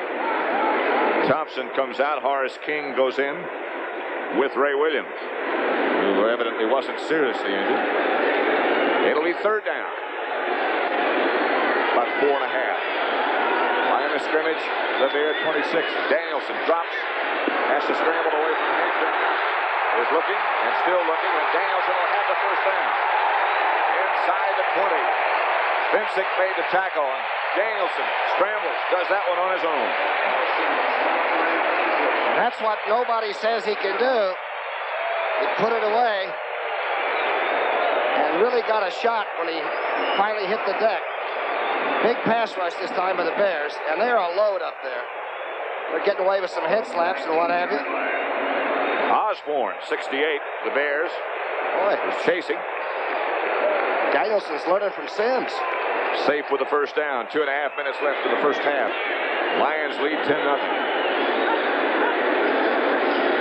Dexter Bussey, behind a good offensive surge, gets down to about the 15. Hicks on the tackle.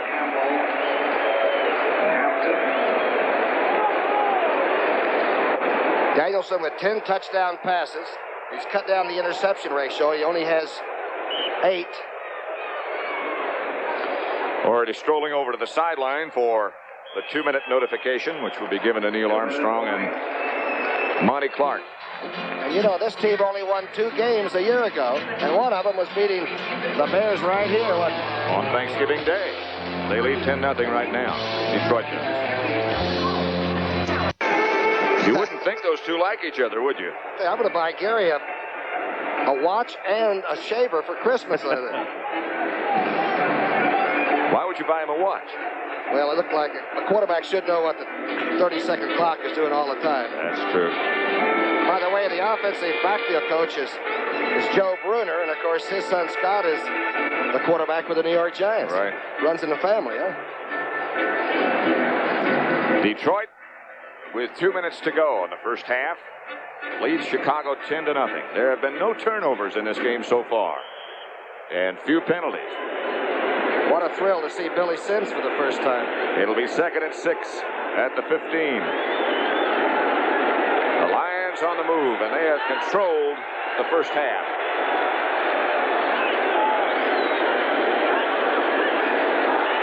Danielson backpedals, penalty markers go down. Hill has the touchdown pass, but the whole thing will be brought back. Bears came off sides. They were in such a hurry to get at Danielson. No illegal procedure against Detroit. They came on the move by the offense. Looked like that was a total wipeout blitz that time. Offense 65. Ball start.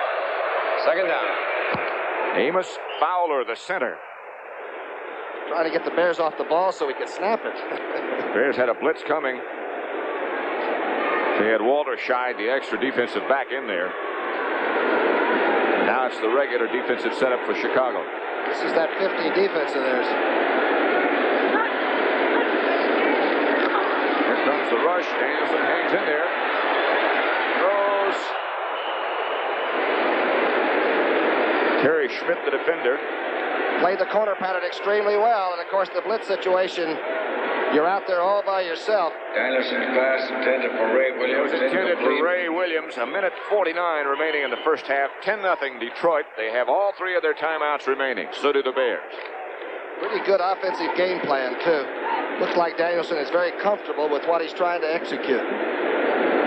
No matter what this bunch of characters seem to do about it. Danielson has a little bit of an unusual throwing motion, a little bit like Sonny Jurgensen, who's doing the game, by the way, for CBS Radio. That's good. Yeah, that's hard to beat. That's Dan Hampton that tripped him up. Followed by Harris. That's Hampton's 10.5 sacks that he's had this year. He is some kind of a load. I was talking to the Detroit players before the game, and Page makes the big move that chases him out of the pocket.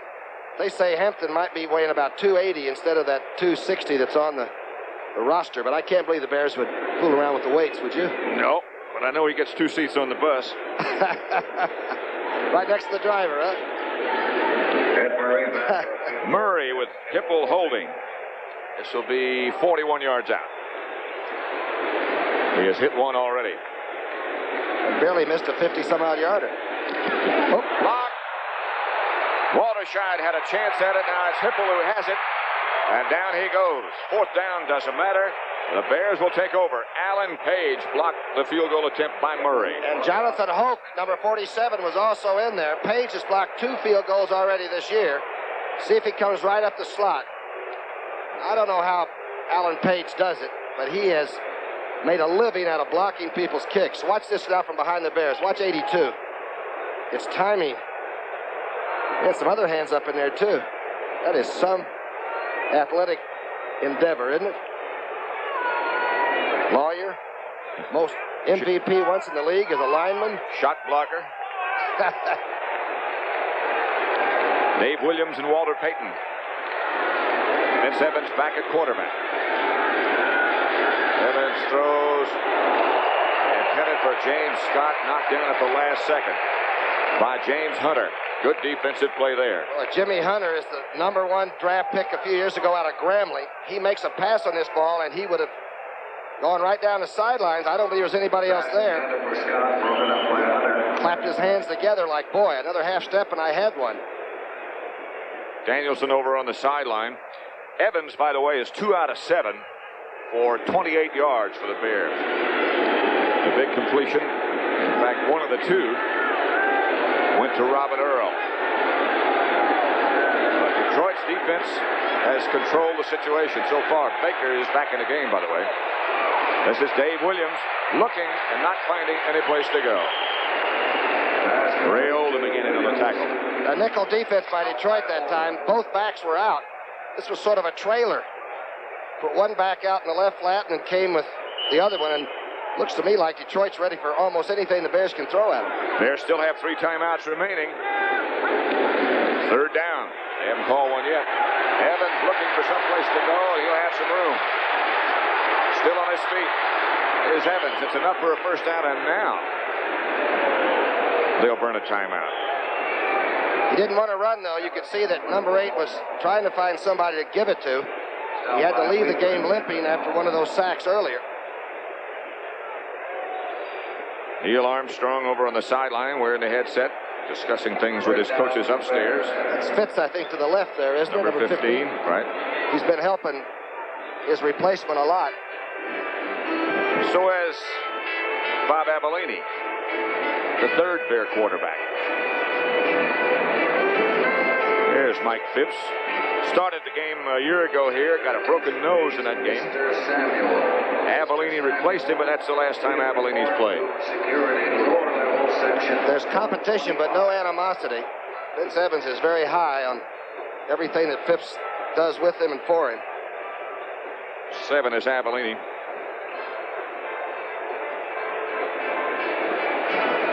I'm really impressed with the organization on the Detroit team, both ways, offense and defense. They really look like they're prepared. Well, I guess if you worked for Don Shula, as Monty Clark did for so many years, you know how to get things organized. He put together that offensive line of those great Super Bowl teams when the Dolphins were blowing everybody out. Ryan Bashnagel, James Scott, Ricky Watts, all in the game for Chicago. Detroit again fakes a blitz, and it's not a fake. Evans fires down the middle to Scott. Jimmy Allen, the tackler. That ought to be enough for another Chicago 1st down. Some throw. Evans stayed in the pocket that time, and there wasn't a lot of a pocket. They came around the edges. They were stunning. They got the nickel defense. Extra backs are in there now, and they're dropping. Comes Gay up the middle. Watch this throw. That is a strike. 11 yards, first down. The Bears call another timeout. So they have one left. And they're sneaking up on field goal range for Bob Thomas. Vince is now 4 of 9 for 44. He has to work for every one of them.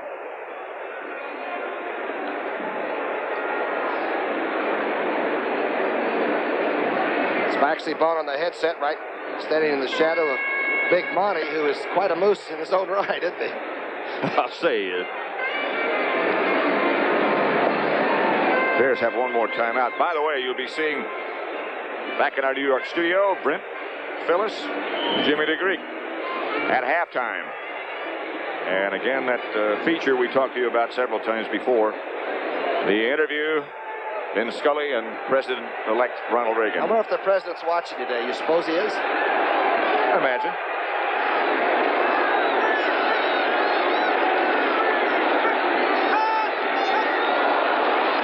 Penalty marker goes down. That'll stop the clock for the Bears. Evan Spires got a man open. James Scott. Scott out of bounds wisely at about the 7-yard line.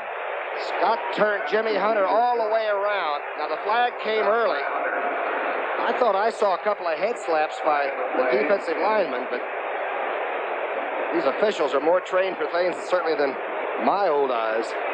A 29-yard pickup will give the Bears another first down at about the 6-yard line, and time for a field goal if that's what they choose to do. Bubba Baker was in some kind of a wrestling match with Jiggets. Telling you Scott was so open it was hard to believe. Here comes Hunter just now getting in the frame. Scott struggling to get out of bounds. Stop that clock with 3 seconds to go. Bob Thomas does come on. Brian Bashnagel is the holder for Thomas. He's 5 for 5 from this distance in. This is going to be 24 yards out. And should be not too much of a problem for Bob Thomas. Got it. And the Bears in the closing seconds. In fact, no time left in the first half now. Get on the scoreboard. And the Lions 10. The Bears 3. There's Red McSpaden up there, huh? Zeroing in on... By the way, that was some drive the Bears just came up with. They had absolutely no offense for most of the first half till that last minute and a half. You look back at the way Detroit really has dominated this first half, but yet the Bears are still very much in the contest. It's the Detroit Lions 10, the Bears 3. Big Monty's got Sims going for him, and Armstrong has a fellow named Payton who is waiting to explode. And you know that's going to happen at some time before this game is over. So that's the halftime score, 10-3, Detroit.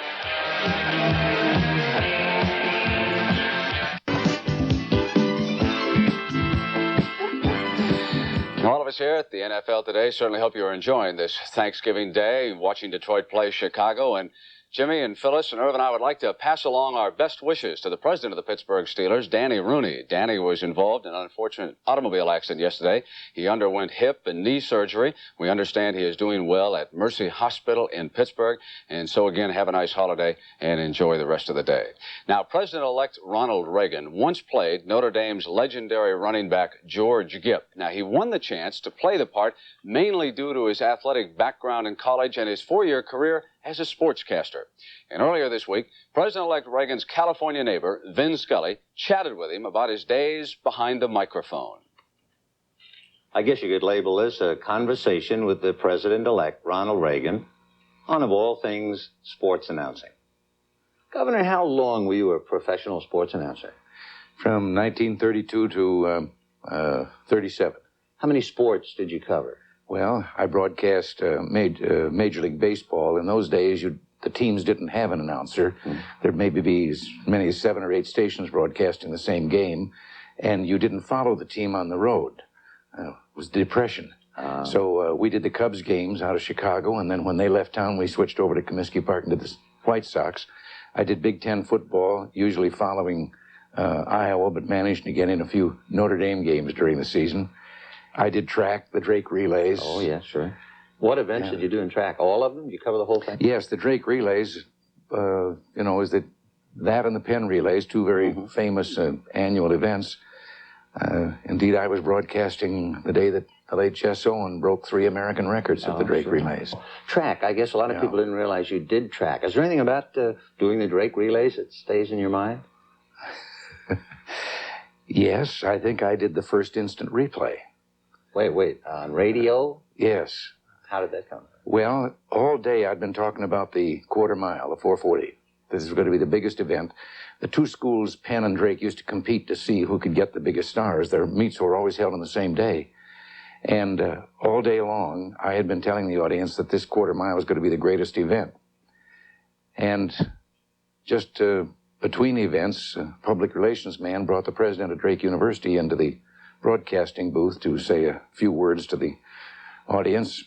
And I sat there and listened to him speak into our microphone while I watched the quarter mile event I'd been talking about all day go by. And when he signed off and I thanked him for coming in and so forth, and the press box door closed on him, I just couldn't tell the audience it was all over, so I said, we're just in time for that event I've been telling you about. And of course, I got my watch. I knew that it had to take about 48 seconds, and I took them off and around the track and brought them in 1, 2, 3, no problem at all, in about the required time. But there was no roar from the crowd. So I explained that was because they were stunned by the sheer drama of the event. Oh, that's right. They didn't applaud at the Gettysburg Address, right? Well, anybody who could do that could certainly recreate baseball. And, of course, you did the Cubs when they played very well. Oh, yes. In fact, it's in the record book. I was broadcasting the season that the Cubs, to win the pennant, had to win the last 21 games of the season. That was the only mathematical chance. And their rival for that was, when they had to beat out, were the Cardinals, and that was the final team they played. They won the 21 games, and in the final beat the other team that would have won, the Cardinals, in those last 4 games. Now, what about as an announcer, a football game? I'm sure you did a lot of good ones back there. Is there one that sticks out in your mind? You're going to think that all that ever happened to me were great adventures. Remember, in the 5 years, we're talking about a few incidentals. Oh, sure. In those Depression days, there were some teams, some schools that wouldn't permit broadcasting. Iowa was playing Michigan. Michigan had a center by the name of Gerald Ford at the time. I didn't particularly pay much attention to that then. I have since. We've talked about it a lot. But in this particular game, very close game, 2 great teams out there, Michigan refused to allow us to broadcast from the field. They thought in the Depression days it hurt the box office, but they would allow us to do it by telegraphic report. And that was the first time I'd ever done a football game by telegraphic report. And late in the game, it was about a 13-7 affair. Everhardis of Michigan went around right end, broke loose, was going down into the clear, got past the first men in the secondary, and I was broadcasting it, going past the 40 and the 30, and the wire said that Ray Fisher of Iowa brought him down from behind. Well, Ray Fisher was in the secondary on the opposite side of the field. What used to be in those days the diamond defense, halfback, way over here. And I figured that maybe I could liven up the game a little bit. So I had Fisher coming across the field, Everhardis in the clear, touchdown bound. And then I had Fisher desperately dive from behind and catch him by the seat of the pants and bring him down, and described how fantastic a play it was. And later then went out on the street, and the paper was out on the street and so forth. And the lead line was Fisher's great defensive play. And the Notre Dame coach had been scouting that game. And he called it one of the greatest defensive plays he'd ever seen. And I was scared to death. I thought, and then I said, wait a minute. They couldn't have done that, for they weren't listening to my broadcast. The paper was the competition. And that week in the theater, in the newsreels, you didn't see it on television. There was no such thing in those days. They'd play the big games and highlights of them. And I saw that what I had described and invented actually happened. Scary. It was. It kind of curbed my appetite for making things up for a while. Anybody who ever recreated baseball or football, welcome to the club. That scary feeling belongs to all of us. Yeah. If I played word association with you, and if I said sports announcer, what would you think of? What would come to mind? Well, I'll get away from my own broadcasting now. I will remember a football game. I won't name the announcer. But he called a man, let's say he called a man named Brown, running for a touchdown. And he had him, he's crossed the 40, the 30, on his way. And the fellow who was helping him identify players was desperately waggling a finger in front of him.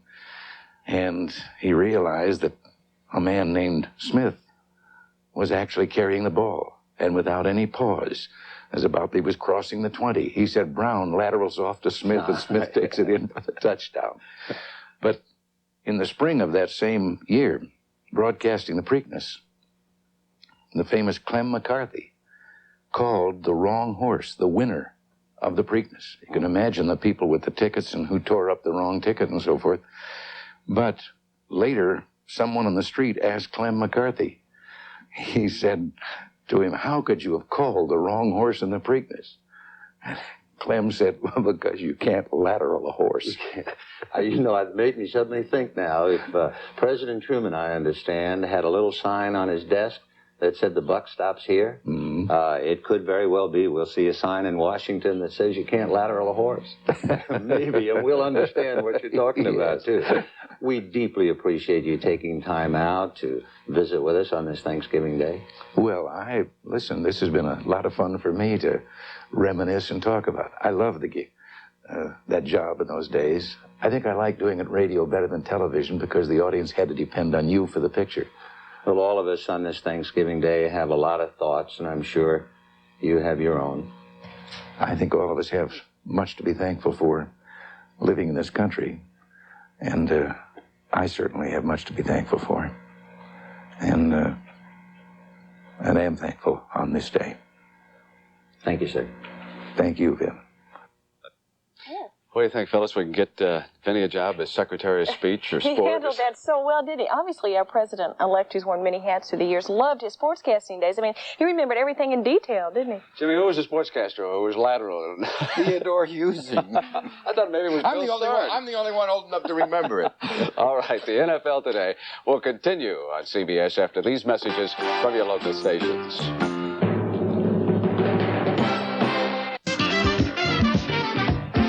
Asker across his favorite spot in all the world. He won't pick a saloon. He'll pick a sideline of any football field in America. Irv, it looks like Detroit's playing with some intensity. How is it there on the sideline of Pontiac? Well, I tell you, Brent, they are playing with a great deal of intensity, but a couple of things happened during the course of the first half which are very significant. Big Al Bubba Baker went out with a twisted left knee, was on the bench for about 5 or 6 plays at the same time. The starting right tackle for the Bears, Ted Albrecht, went out with an injury, so they had a kind of a standoff there. But the Lions plan to put the ball in the air, I believe, a great deal. They did it on first down. Of course, that screen pass to Billy Sims was terrific. Expect the tempo in the second half to pick up. All right, Irv, thank you very much. The best catch I've seen all day was that dog right behind Irv Cross. The Bears ought to sign it up. Let's take a look now at Gary Danielson. He's had a fine year for the Lions, and now you're watching him go to the rookie from Washington State, Ray Williams. This is a 16-yard gain, and then Eddie Murray, the rookie from Tulane. Best young kicker in the NFL, right? 34 yards on the field goal. 3-0 Lions. Vince Evans had this kind of an afternoon. That Lion defense has just bore in on him, and Walter Payton has been stopped. He's only gained 13 yards in the first half, and finally it was Danielson pulling out again, and he wants that young man Ray Williams, and this is a 23-yarder. How about Billy Sims? He's only rushed for 32. He's caught a couple of passes, and this is the big one. Turn it loose, Billy. Here he goes.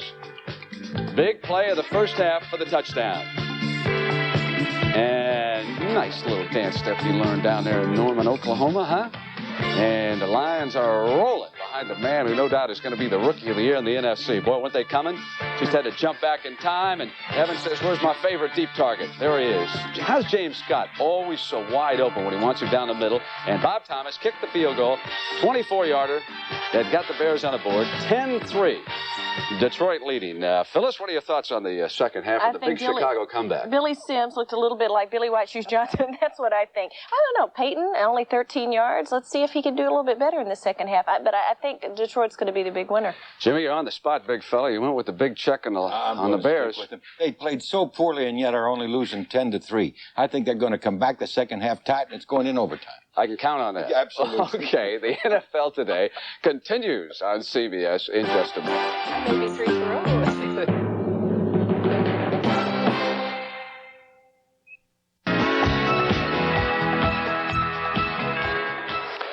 Monty Clark and his Detroit Lions back on the field. So are the Bears. Detroit has managed to shut down Walter Payton. They have just about totally dominated the first half, but yet they're only a touchdown behind. Well, they have 120 yards rushing, which is even over their high average. The thing that makes me think with Sims is that the offensive linemen love to go downfield now and block. We saw Amos Fowler 30 yards down the field. A great running back that uses those people and makes them look good. There's a great thing. They want to come out and do it again. I think that Chicago, with the last drive, though, showed they can move the ball a little bit. Well, let's get back and see if they can. Okay. And find out what's going on in the second half. Hey, that was some interview with the president, wasn't it? Enjoyed that. Murray will kick off. And back deep for Chicago. I believe that's Dave Williams. Williams looking for someplace to go. Outside the 25 to about the 28. Stopped by Eddie Cole. The halftime stats, we touched on them briefly. Offensive plays, Detroit 45 to 27. They had 10 more minutes plus if they had the football. They had 3 sacks. Detroit had 2 sacks. Evans was 5 of 10 for 73, most in that final drive. Danielson was 7 of 15 for 121. And, of course, the one touchdown to flying Billy Sims. Lion player down on the opening kickoff of half number 2 on Thanksgiving Day in Detroit. We hope it's been a great day for you.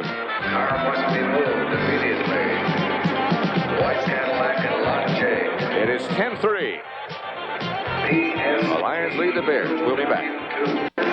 Ken Calicut, the third-year man from Clemson, is the injured Lion. Looked like he took a blow in his back from one of his own men.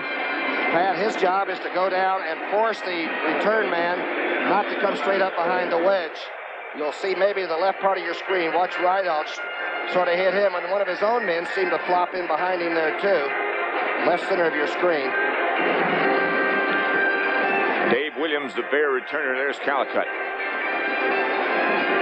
His job is penetration on the kickoffs, and that is about the most dangerous thing in football, I think, is going down under a kickoff. And he does it as well as anybody in football. Evans, 5'10", 73 yards first half.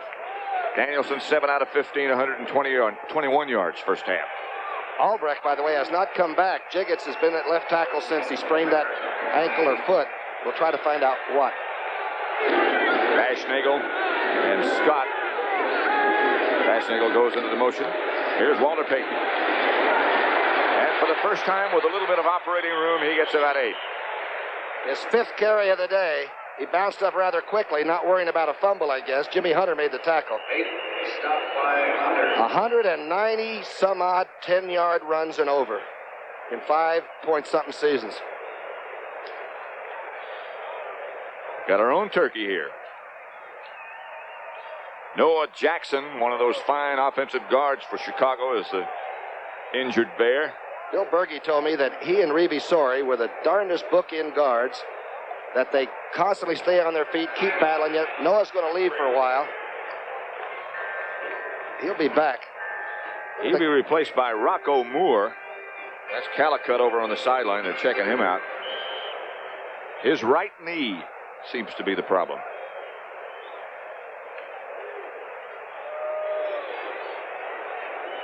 Noah Jackson goes 265. His replacement Moore goes 276. And is 6'6". That offensive guard. Harper, first down, Chicago. Chicago's made a few adjustments. One of them with their intensity. It looks like they're banging on the offensive line now. John Mendenhall made the tackle. Harper straight ahead. Harper carried the ball, made it a first down. Tom Lowe, who did such an outstanding job last year after Danielson was hurt, talking with Gary Danielson over on the sideline. That's also a close fraternity, isn't it? The quarterbacks, kickers, defensive backs, they all hang together, I guess. Or hang separately, as the saying goes. Scott and Bashnagel left, Payton right. Walter Payton around the corner. Walter bangs into Detroit territory before Jimmy Allen knocked him out of bounds. Notice how he carries the ball. He actually likes to grab the ball from the quarterback in both of those strong hands. He doesn't put the elbow up and take it in normal fashion. Watch him grab that thing. Now he's got it, and he's holding it, palming it in that hand. He has huge hands. He is strong. 6 rushes, 32 yards for Walter Payton. He's moving up on the all-time career rushing list, and a remarkably short time. The man he'll pass after he gets 100-plus yards will be Larry Zonka. Evans swings it out. Ricky Watts comes up with a catch that looked like it was going to be out of bounds at one time. I believe either Bubba or Gay got their hand up and deflected that, and somehow Ricky Watts played with it and got it under control like a yo-yo. See if it's 60 that gets across. Big Bubba. Baker jumps. Watch this. He hits the ball, deflects it, and Ricky Watts reacted. Oh, man. Pure instinct. Talk about your quick adjustments. Jiggets gives him a good block from that left tackle spot. That's presence of mind. Ray Oldham finally makes the tackle, number 23. It'll be 2nd and 2. Payton deep in the eye, and now they shift. Harper's with him. Penalty marker down. They go straight ahead to Payton. Walter got enough for the first down, but the penalty would serve the same purpose.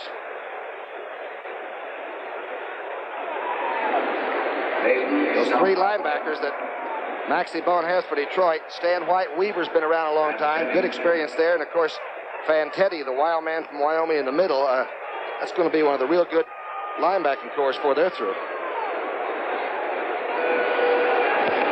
79 defense. Offside. First down. William Gay, number 79. A series Thanksgiving Day that began in 1934 at the University of Detroit Stadium, then the Tiger Stadium, Brick Stadium it was known at first, then Tiger Stadium, and finally here to the Silverdome. Scott wide to the left. Evans, look out. A good block by Payton. But the Lions arrive nevertheless. Bubba Baker thinks he was held by Jiggets. Bubba's been using the hand slap a lot, but it looks to me like it's going to be offensive holding. It is. Boy, they came from everywhere. North, south, east, and west. Here they come. The Blue Wave. By the way, Calicut has a sprained knee. May not return, but the sprains part sounds pretty good, doesn't it?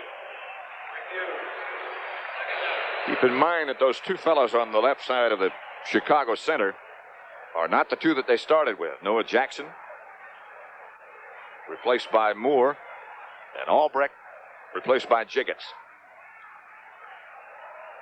There's a built-there team. Jimmy Finks and company really through the draft. They got some real quality. And now Jackson is back. 2nd down and 17 for the Bears. Dave Williams swings out of the backfield. Evans with time this time, hits Williams. Bounces right off those pads and nothing doing. Stan White was close. He really fired that one. Williams can catch it. He's got great hands, but that young man really came over the top with that one. Stan White, by the way, is a Phi Beta Kappa out of Ohio State. It's nice to be able to tell people across the country that we're not all Cro-Magnon, you know. Matt Suey now joins Payton in the backfield. 3 wide receivers, Bashnagel, Scott, and Ricky Watts. Again, the Lions put on the heat, and again it's Baker.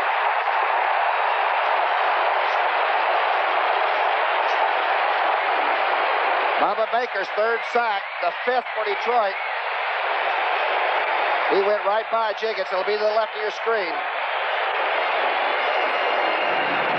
They're slipping the back out. He just came right on around the horn. The whistle was being blown to protect the quarterback. That is Baker's 13th sack this year. Parsons goes in. Ray Williams goes back deep for Detroit, back at his own 10. That was a large play. Like the Bears had something going, and Baker stopped it. Parsons. Punt will be handled at the 12-yard line. Ray Williams looking for someplace to go. About the 18-yard line, and a penalty marker goes down. Brian Baschnagel, the first of the Bears down to make that tackle.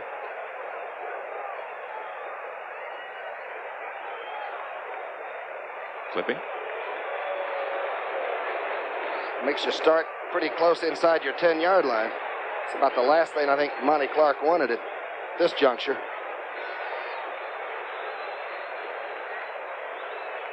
$11:54 left in the third quarter. Back, number 25. Clipping. First down.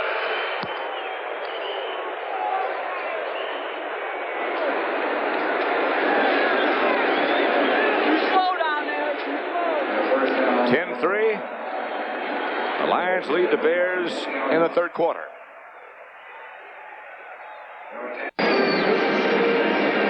Boy, it's nice to be proud of where you work, isn't it? That's on the back of one of our ace cameramen, George Rothweiler. And you saw him on CBS Sports. He told me that the year I broke into pro ball, he was being born. He really destroyed me yesterday. Oh. That is a person, or a Lion Bigfoot. fan. Somebody wanted out of the snow, maybe. Dressed up like a gorilla, asking for Super Bowl tickets year after this, and we'll be here to broadcast from the Silverdome. Dexter Bussey. The Bears may have had a tougher schedule sometime, but I can't believe when. First they played the Lions, then it was the Eagles, the Cleveland Browns, the Redskins, the Oilers, and the Atlanta Falcons. And could have won most of those games. They even came back and made the Cleveland game close after falling behind. 2nd and 9 for Detroit. Last year they had to win 7 out of their last 8 to make it to the playoffs, which they did and lost to Philadelphia. 2nd and 9 at the 11 for Detroit. Hill in motion. Danielson chased by Page. Throws high. Remarkable effort to get rid of it even. For a guy that's not supposed to be able to move in the pocket, he's making some pretty drastic quick ones. Page really forces this early, Pat. Ball should probably not have been thrown, but it's tough down there to decide. Page so very quick still. Can be by you as an offensive guard before you know what's happening. That's what happened then. 11:05 left third quarter. Still 10-3 Detroit. Billy Sims comes out. Should be Dexter Bussey and Horace King, I would guess. The Lions have fumbled a lot this year. If they're not wanting to do something right now, fumble would be the one they wouldn't want to do. Only one setback. 3 wide receivers. Dexter Bussey deep. Pass is caught by Scott. Coming across the middle, Walter Scheid the tackle. What a fine catch by Fred Scott. From Amherst, he's studying to be a doctor while he's playing professional football, Pat. You're right, this was some catch because it wasn't a pure pass. He had to stop, go up, and take it knowing he was going to get hit. That's a great catch. Fred Scott's first catch of the day, not James Scott. I guess those are the Bears. Disguised Bears. At the 23, first down Detroit. Hill again in motion. Danielson again fades. Scott again. Oh! And he is popped by Gary Finsick just as he makes the catch. And he snaps right back up. 175 pounds, and he comes across the middle 2 plays in a row against a secondary that has a reputation for knocking you cold. Watch Finsick make the contact. And Scott jumped up very quickly and said, I'm all right, but I got the catch and I got the ball. Pass blocking, and Danielson sets. Well, he's moving around pretty well in that pocket because Page is getting some penetration on every play. That's some reception. And he got up just as quickly as he went down. First down, Detroit at the 46. They give to Bussey. Dexter ducks. Jerry Muckensturm, after a couple of yards, takes him backwards. I believe Billy Sims has carried the ball in this half yet, has he? No. It's like sitting on a time bomb. Now might be the time. 2nd and 8 at the 48. It's also a good time on Thanksgiving for the people that are maybe not feeling too well or in hospitals or what have you, and are sort of trapped, and the television is maybe their only recreation. We'd sort of like to send some good greetings along to them, huh? Sure would. And I hope it is a happy Thanksgiving. Bussey again. Bussey close to a first down to the Bear 45, about a yard shy. Baldesweiler's having a pretty good blocking day against Hartenstein. And the Penn Stater plays you awfully tough on that line of scrimmage. And let's see if they took Alan Page down inside. Page took the inside, and Hartenstein got straightened up. And Bussey galloped through. He blocked by Billy Sims. Leading Bussey, fencing. Bussey now has 50 yards and 11 carries. Third, about a half yard. Lions on the move, leading 10-3. Bo Robinson, one of the running backs, but that's Dexter Bussey for a first down. Fencing again, the tackler. And Baldesweiler again doing a good job blocking on the line of scrimmage. He's the only guy that Hoagland's had for every game this year, left tackle. I've got to think Tim Rooney of the Rooney family that's up here sort of in charge of executive things has really helped Monty Clark and Russ Thomas put together this team, you know. Done a nice job drafting this year in particular. Those Rooneys who are involved in pro football all seem to do a good job. Danielson saw that he had nothing and just fired high and into the Bear bench over everybody's head, just making sure that the other folks didn't get it. Alan Page having a disagreement with a couple of Lions on the line of scrimmage and shook a very learned finger at him like that's not in the rule book. It'll be 2nd and 10 at the 43. Crowd rather quiet at the moment. Settled back to enjoy another half of football.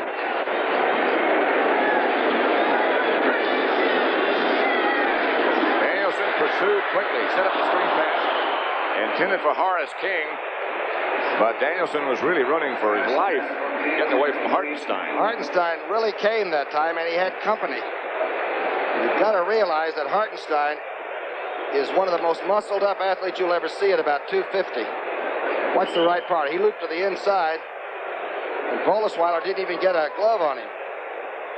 It's a good idea. Dump the problem to somebody else. The screen did not take place. He had blockers out in front in good shape, but things just didn't pan out. So it'll be 3rd and 10 now from the 43. Got some tight end in there in Hill, 81. As Billy Sims and Horace King in the backfield. Looking deep for Scott. And over his head. Terry Schmidt back there with him. Boy, he is a good man-to-man cover, Schmidt is. I mean, he's running stride for stride. Watch the cornerback get everything under control. Makes the cut. You can see the safety man sliding inside. Don't need any help under this time. Looking for the ball. It's good coverage. Spladany back for Detroit now, number 15. Lenny Walter-Scheid back at the 10 for Chicago. Much has happened in the third quarter. Spladany throws. Pass is complete to Bussey. Detroit first down at the 25.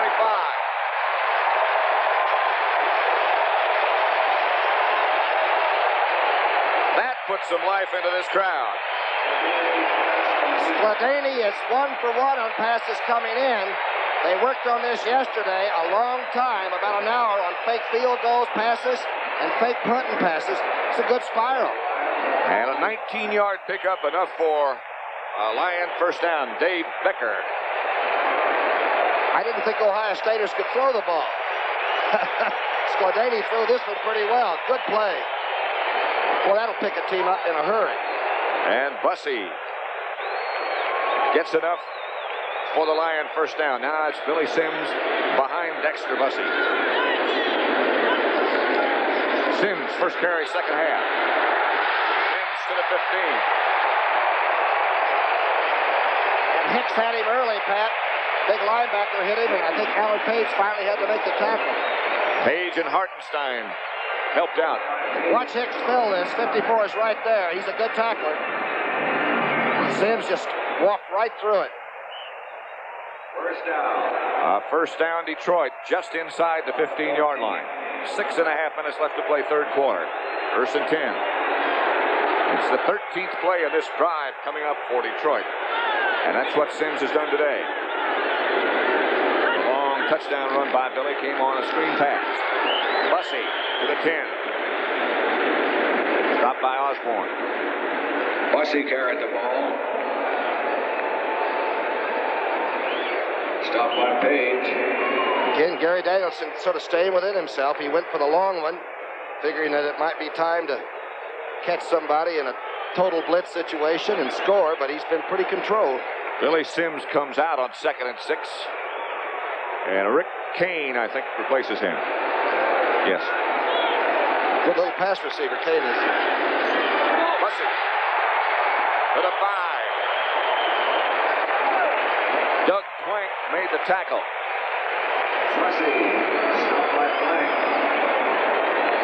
Here's the call. Again, they put Kane in. You think, well, Billy Sims is out. Pretty good block by Kane.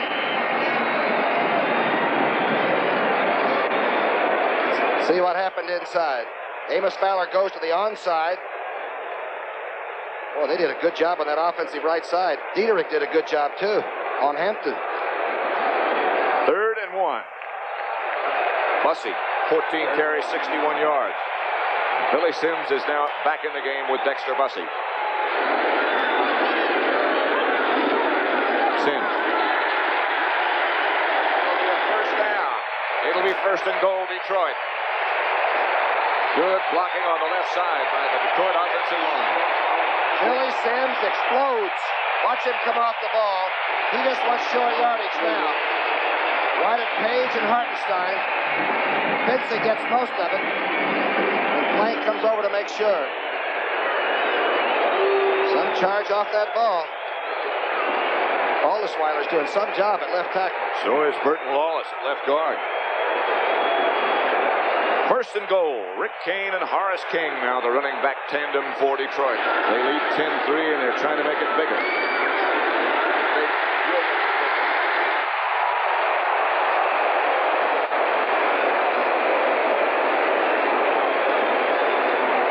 King looked like it was inevitable that he would score and the Bears still knock him back. Well, I think that he ran into his own man and probably got straightened up by the blocker.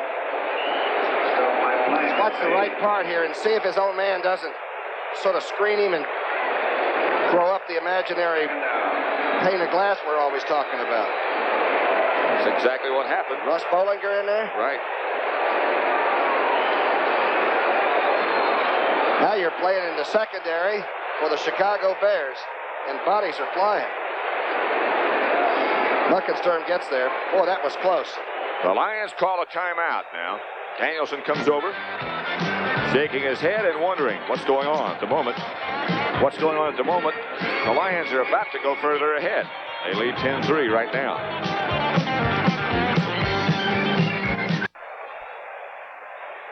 Pat Summerall with Tom Brookshire.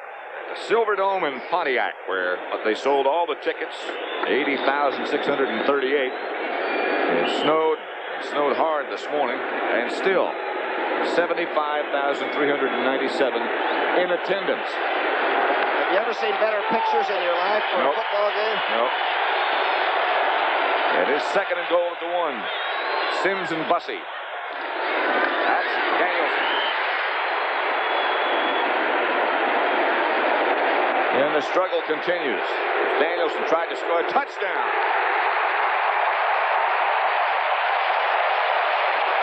And there's going to be a problem. There's still two people engaged in minor warfare. The second touchdown rushing for Gary Danielson, and he's going to have to get a new valet. Look at this, and he doesn't care. A 90-yard touchdown drive. They used up 17 plays. There's Bussey fouled him in to make sure. It wasn't over till the final out, was it?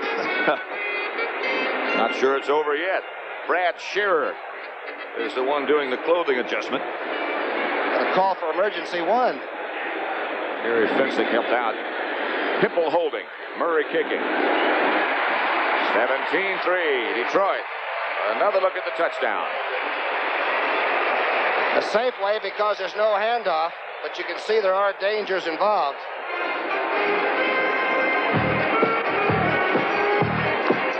The Lions more comfortable now at 17-3 with 3:30 left in the third quarter.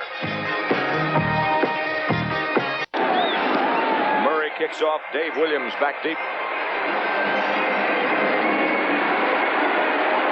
Williams, no place to go. The Lions cover it well. Eddie Lewis, the first man down. Calicut was helped off. He's one of the guys that goes down on the other side to force that runner before he gets behind the wedge. What a job.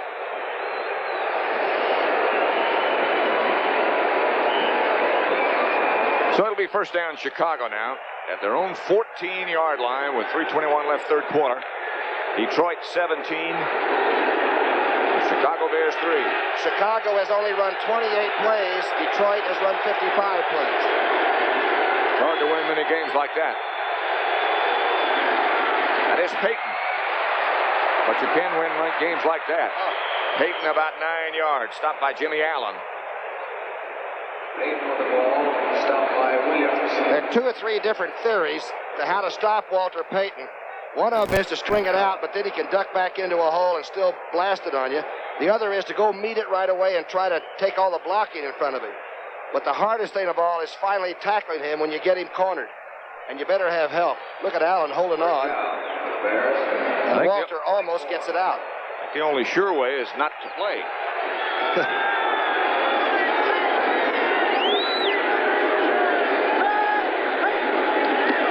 Harper this time. And he's got some room. Roland Harper rolls for another first down. Jimmy Allen again on the tackle. Like Detroit got the Bears' attention with that last touchdown. They've got to get on the board with 7 and try to get back even. Power play. Man-on-man blocking. This is Roland Harper. When he came back, Walter began to feel better. And if you block for me, I block for you. And Peyton got a great block on that play. Leading Roland Harper. Peyton 42 yards and 7 carries. Peyton behind Reeve, Sorey, and Harper. Got about 5 more. Ken Fantetti, the first Detroit player to make contact. When you finally hem him in, he becomes rather strong and large, doesn't he? Picked up, what, 5 yards? Second and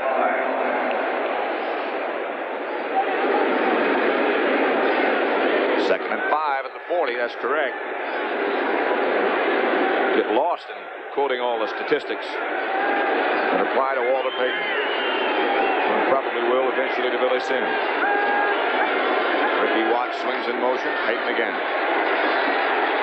This time, Baker, Mendenhall. Gay. That's the best way to get it done. If you can have 3 players meet him. The odds are more even. You know who his backfield mate was in college? Was Ricky Young, was the fullback. Wilbert Montgomery went there as a freshman and said, I'd like to start you, but I've got a junior fullback named Ricky Young that's in there with Walter right now. So Wilbert Montgomery went elsewhere to Abilene Christian. And is some kind of a ball carrier. Third down now for Chicago. They need 3 for a first. Here's Payton. He'll have the 3+. Payton across the 50. Stopped finally by Mendenhall, but another Bear first down. Some of the great running backs have been able to turn back into traffic and make it work for them. Walter this time swings around, has a chance to maybe try to get back to the sidelines. Once he gets in here, watch this duck out. Now he says, where is everybody? Let's go back inside, and I'll take them on right here. And that's a good term to use about his running style, is I'll take him on. Here comes Mendenhall out. That would be the end of the third quarter on Thanksgiving Day in Detroit. The host, the Lions, lead 17-3 over the Chicago Bears. The awesome Jim Brown will be featured in December here on CBS at the half of one of our games with Jack Whitaker, and what a runner he was. 2:30, and Ray Renfro and Bobby Mitchell had trouble beating him in 30 and 40-yard dashes. He was some runner. That's going to be an interesting piece. Maybe the best. I'm afraid I may be in some of those old shots of him going 70 yards or something. In those days, the lens weren't quite as wide, and you could at least get out of the picture. Try to dive under a blocker if you get desperate. Looks like Walter wants to turn this fourth quarter into a duel, that him against the Lions. Speaking of features, you're going to be on the CBS News Sunday morning. Charlie Carrault show, huh? Right. Feature on Mr. Brookshire. Scary. Walter Payton again, and breaks into the Lions secondary. Another first down, still going, still fighting inside the 30 to the 28. Mike McCoy finally gets him down, but this is just pure talent, I guess. And you know, his wife Connie, they're expecting their first baby momentarily. She's back in Arlington Heights. This is a 19-yarder. Almost goes down, uses the hand for balance. And I can't describe this, and I would hate to try to tackle it. Big block by Noah Jackson in front of him. 78 yards and 11 carries, and the motor is running. He's hot. He's just become the 7th player in NFL history to reach 8,000 yards. Bashnagel swings in motion. Roland Harper gets a try. And he spins down to about the 25. They're both inspired at the moment. Fantetti made the tackle. Offensive line has got to love to block for Walter, too. Give him one good block, and he'll make you look awful good. He'll have you in a Pro Bowl. All this drive by Chicago has been done on the ground. 2nd and 6. Harper got 4. They're at the Lion 25 with 13:35 by the time they get operating. Left on the game clock at 17-3. Detroit leading Chicago. Watts to the motion. Payton to the middle. Payton bouncing and squirming down to the 20. Ball comes flying out, but that doesn't matter. Shy of a first down, I believe, but not by much. Fantetti again. You know, you hit him at the line of scrimmage. The first thing you know, you're working on a 5-yard gain, if you're lucky. The over defense, Mendenhall, they just brush by him. And Story just takes him out of the play. Mike McCoy replaces Mendenhall. Payton, after that run, took time to help Mendenhall to his feet and hustle back to his position in the huddle. There's McCoy. They call Payton sweetness. 3rd and 1. Harper and Payton, the running backs. Evans going to go for the bunch. May have the bunch. Touchdown, Robert Fisher. And the Bears close the gap. 86-yard drive in 9 plays this time. And Evans, who is known for throwing the ball hard, really lays this one up nicely. Beautifully. Short yardage, and he does. He just gets it over the outstretched hands of the safety man in there. I believe that was Wayne Smith, the young cornerback. And I wonder if Bud Grant is pulling just a little bit for Chicago for the first time. I would think so. Good call and a beautiful throw. And the touchdown to Robert Fisher, number 85. Backup tight end. Bob Thomas makes it 17-10. We'll return. return to the Silverdome after this word from your local station.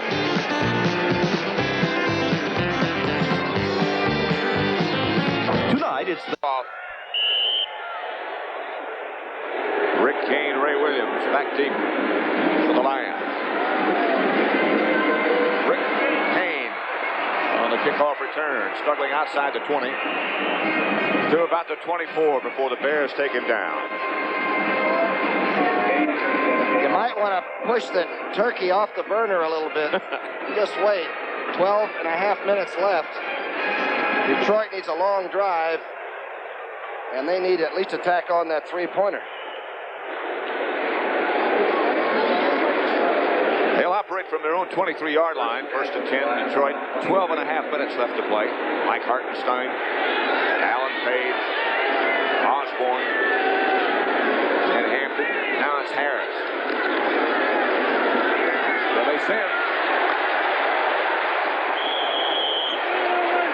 Ball comes loose. Tom Hicks made the tackle, but Sims had already picked up about 5 yards. In the huddle, I must have said, Billy, the other guy is getting it hot. We need some help. Watch Sims put it down when the cut is made. Bussey's out in front of him, gets a good block. Tell you, he doesn't waste any time getting through the hole, does he? Just sort of glides, but glides in a hurry. 2nd and 3, 7 yards for Billy Sims from the 29. Danielson to Bussey. Near a first down. Keep in mind, this is a very young offensive line. They've been doing an awfully good job. That big bunch of the Bears have been beating on them now for 3 quarters. You can get tired. That Dieterich, number 73. Last year, he was playing against Carolina, Wake Forest, and people like that. This year, he's tangling with the Chicago Bears. That's a big jump. Sims comes out. Rick Kane replaces him on 3rd and 1. They give to Bussey. Bussey will not get the first down. The Bears hit him about 3 times, and Allen Ellis finally took him down. Well, what a good tackle by Ellis. Bussey stopped by Campbell. Clean, right at the knees, and emphatic. Watch this bounce out. Hartenstein gets doubled and cut off in there. Here's the move by Bussey. Oldham.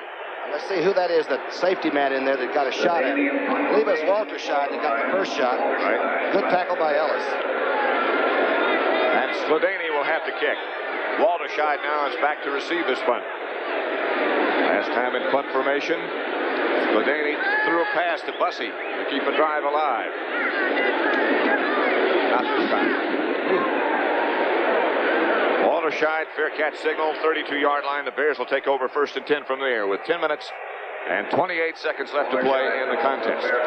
35-yard kick by Parsons.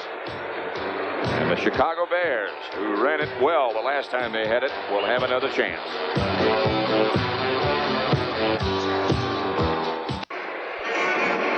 Oh, it's nice to be working on Thanksgiving Day. But this is the way we work. We stand up for it. I can't wait to get home and get the turkey, right? I can't wait to see this contest continue. How about our new boss?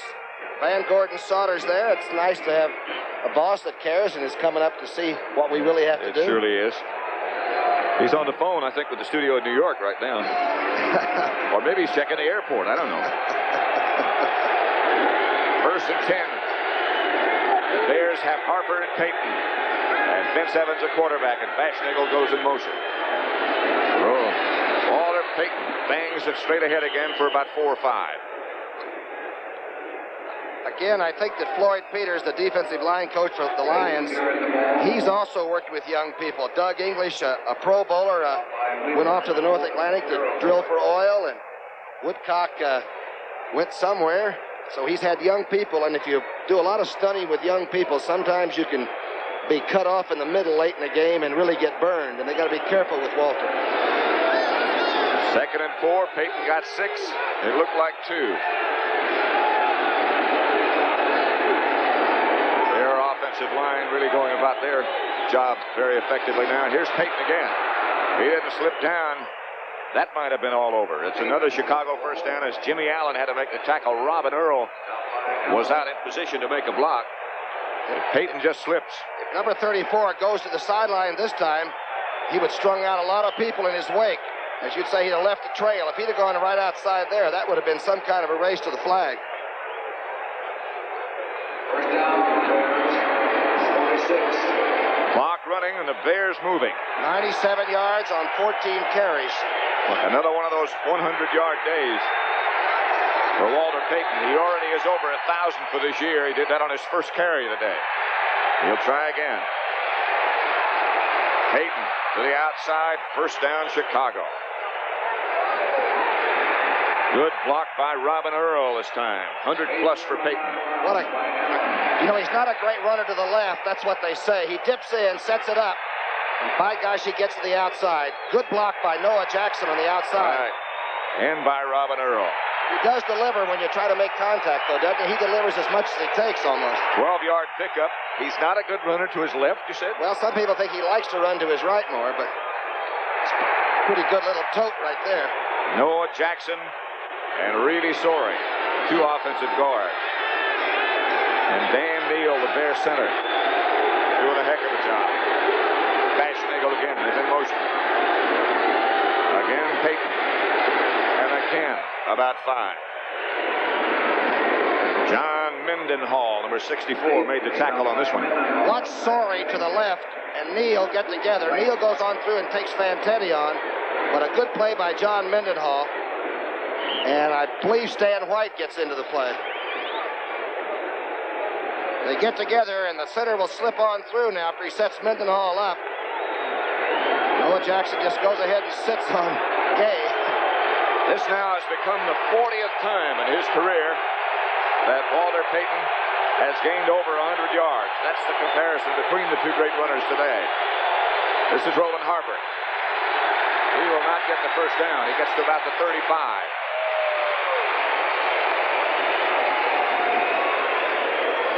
Dave Purifoy. Remember earlier when they threw up the statistic of how many games he started in a row? What was it, 76?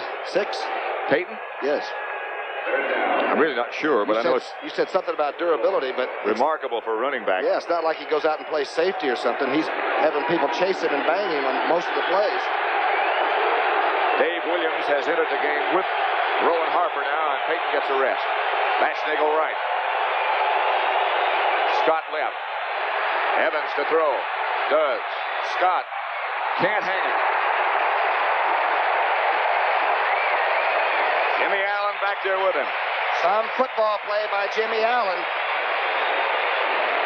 He and Hunter and Bubba have a song out called Another One Bites the Dust. They're talking about wins in the column, heading for a playoff maybe. This is some defensive play. The ball is almost accepted. And he runs him right out of bounds, and the ball goes too. So Bob Parsons comes in to punt for the Bears, perhaps.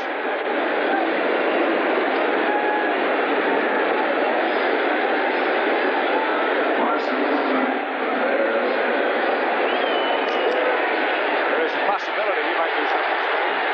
Parsons with a good arm throw. Incomplete.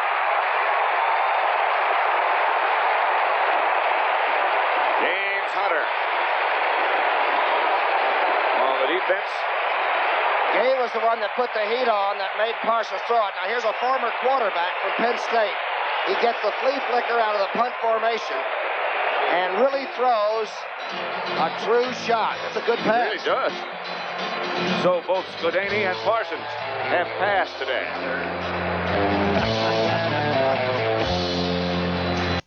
17 for 64.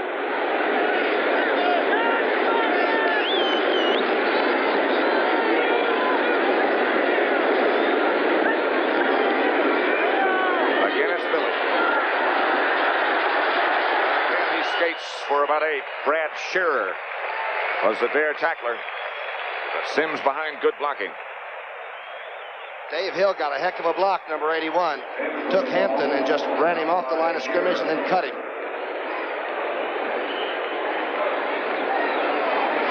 Right part of your screen.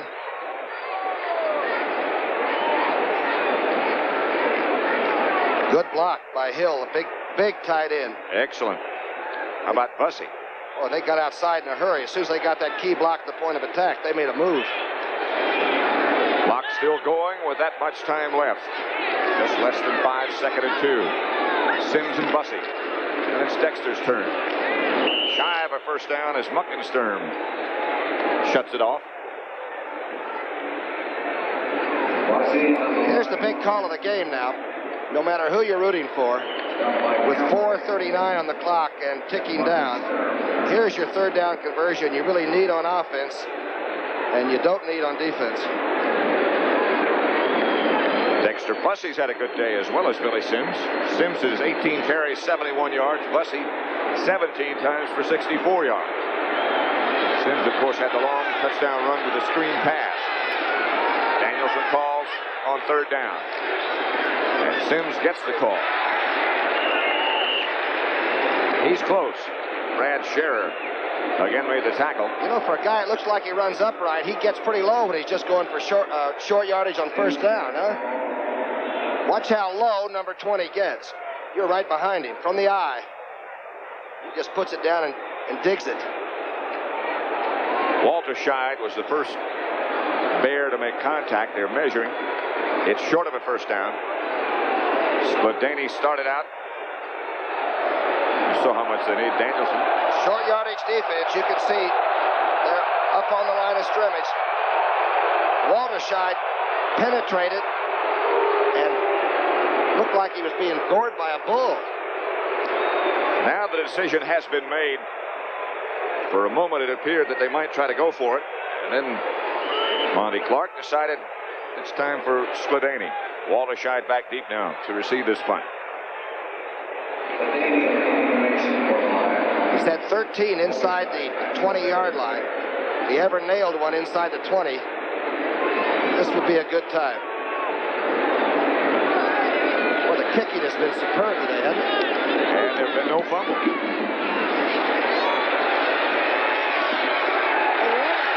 And again, it's superb. Spladany aiming to his left, gets it out of bounds at about the 5.5-yard line. A 37-yard punt, but that doesn't tell the story. Under extreme pressure. And you know, kickers are all right, aren't they? Everybody says they want to be a kicker until Sunday, huh? Oh, I'm glad to hear you say that. 17-10, Detroit over Chicago.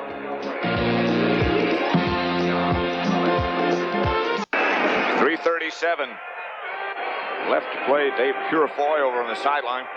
Big Mike McCoy is in there, you know it. Mike was with the Giants the last time we saw him, played with Green Bay for years. So did Purifoy. They better dig in. It's going to be some 3.5 minutes. Out in action. And the Bears will operate from their own just outside the 5-yard line. Chicago with all 3 timeouts left. Just over 3.5 minutes left to play. And Detroit leading 17-10.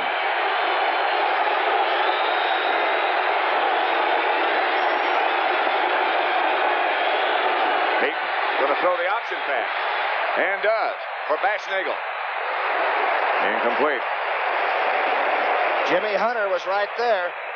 Peyton threw twice last week against Atlanta, and he didn't get to see the end of the game, so he can pump it up. Running to the left, throwing it. That's a little hard for even a great athlete like Walter. Amazing thing about him, not only can he throw it, you know he's a great runner, he's also their backup punter and backup place kicker. Can do anything, huh? Right. He's also a very wealthy person. I would imagine he's the highest paid player in football right now, wouldn't you think? He'd be close to it. Clock stopped at 3:30. 17-10 Detroit. Evans this time with time. Scott gets him out of the hole with that pass completion from Vince Evans. And Bubba Baker knocked the quarterback down. You've got to give Evans a lot of credit. The pocket, and I mean the pocket in this case was the end zone. He'll back right into it and set up. He throws it, and Bubba takes him down after the throw, and Evans did not see the very fine catch. 15-yard pickup. Gay was also close.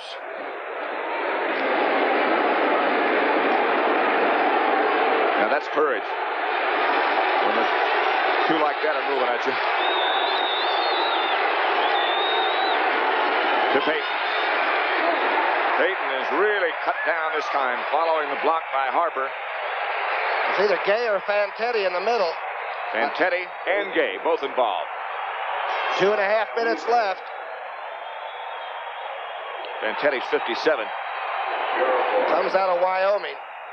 They say he's going to be like Joe Schmidt and Mike Lucci and all the great linebackers that have played in this city. Just a couple on that carry by Payton. Bears have 3 timeouts left, and they'll get the clock stopped at 2 minutes. Have to start thinking about the possibility of overtime. Evans drops on second down. Protection adequate this time. Again, it's complete to James Scott. Another Bear first down. And Evans again got hit by Baker, but hung in there. Jimmy Hunter was there, but late. This is a turn in. It's a deep hook pattern. He's standing right in there. Yeah, I'm telling you, Evans has been down a lot, and he's completing the passes, but he's taking some beating right now. That's the 4th catch for Scott. And a 2-minute notification will be given to both coaches now. The Bears, with all 3 of their timeouts left, trailing by 7. Saturday, 4:30 p.m. Eastern Time here on CBS. The World Aerobatics Championship on the Sports Spectacular. You tell me that's beautiful photography, huh? I hear it's spectacular. And a battle of the NFL cheerleaders in kayak racing. From Atlantic City, right in the ocean. It's a day like all days, except you were there, right? Oh, I certainly was.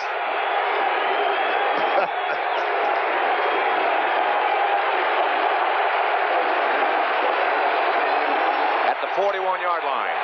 5 defensive backs in for Detroit. 3 wide receivers in for Chicago. They fake a blitz. Evans hanging in the pocket. Hit by Schnagel, incomplete.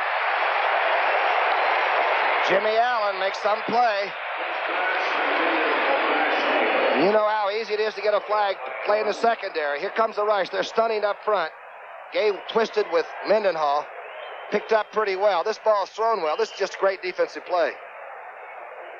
Stripped. Evans now 9 of 17. Clock stock 154. 17-10. Detroit in first place in the NFC Central. The Bears, a lot of tough losses. 4-8, but not out of it. You draw with Walter Payton? It's not a bad thought. Dave Williams is back there with him. Good pass receiver. There's the draw with Walter Payton. And that's Walter Payton. Oh. Just shy of the first down by about a yard. Clock still running. Payton almost broke another one. Jimmy Hunter had to make a heck of a tackle. Watch the moves here. Watch this move. And this move. Good tackle. Desperation. 3rd. The yard they need. Clock running. They give to Dave Williams. That's a little bit of a surprise. He gets out of bounds. And gets the Bear first down. Hunter took him out of bounds. And 3 timeouts are still in that Chicago playbook. I don't understand why the clock didn't stop then. Do you? Well, they should have asked for a measurement, I guess, but it was by too much of a margin. Out of bounds he went, but they ruled that the clock should still be running.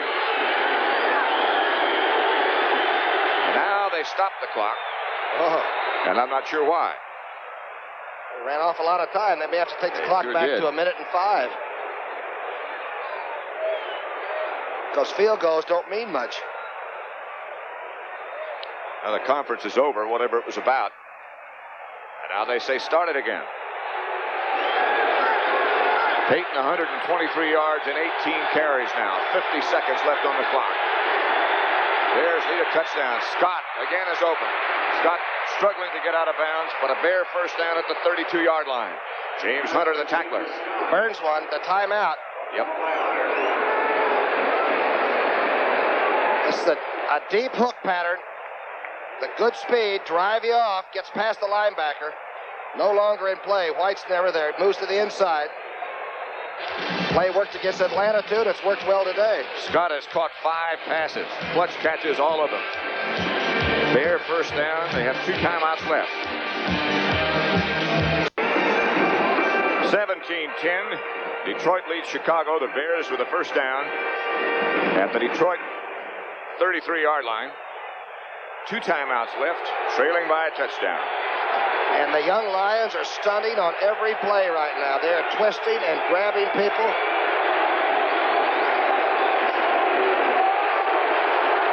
John Mendenhall has had a spectacular day. Dave Williams in the backfield with Peyton. Evans with his decision made as to what he wants to do. Drops. Lions blitz. Evans throws for Scott. Batted away at the last second. Ray Oldham got the hand up. Scott was loose. He's in for the nickel defense, the undercover, but what a great play. Peyton picked up the blitz, helped on the blocking. Ball is thrown perfectly. Oldham's been with Baltimore, with Pittsburgh, and experience paid off. What a great play.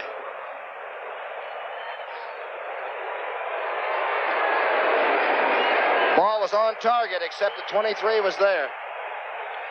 With that one hand up, just at the perfect time. 34 seconds remaining. 17-10. Matsui comes in. For the Bears, Peyton remains. Scott comes right this time. Batschnagel to the left. With Ricky Watts. Evans. Fire.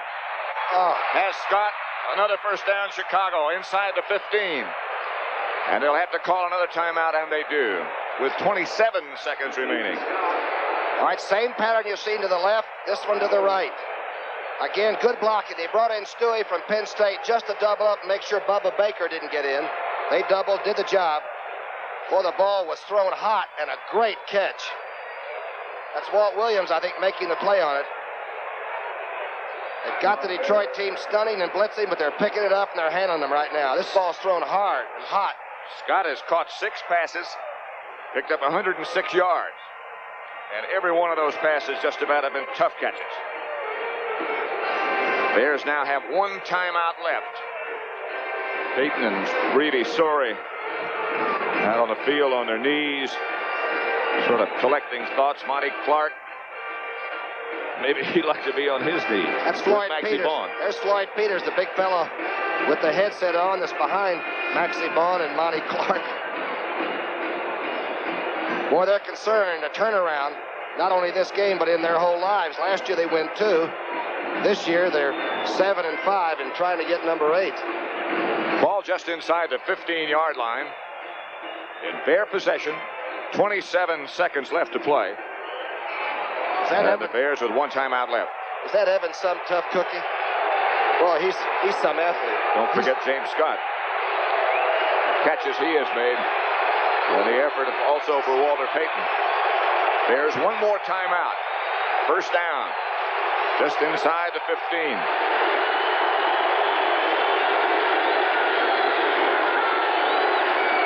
Evans drops.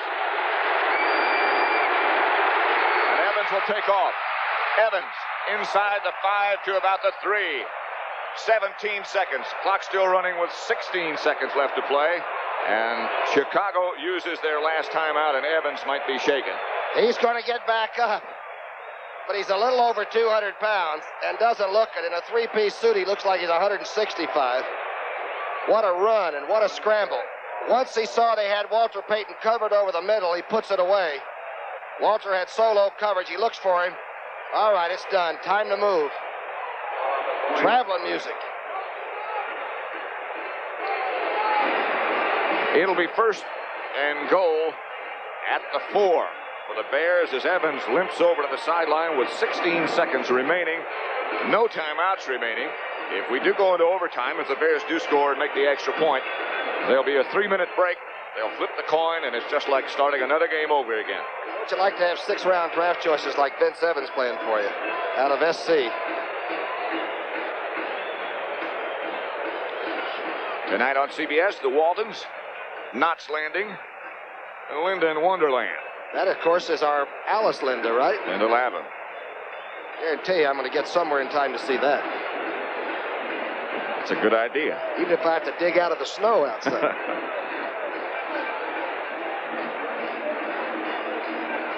Sunday's games here on CBS. St. Louis against the Giants in New York.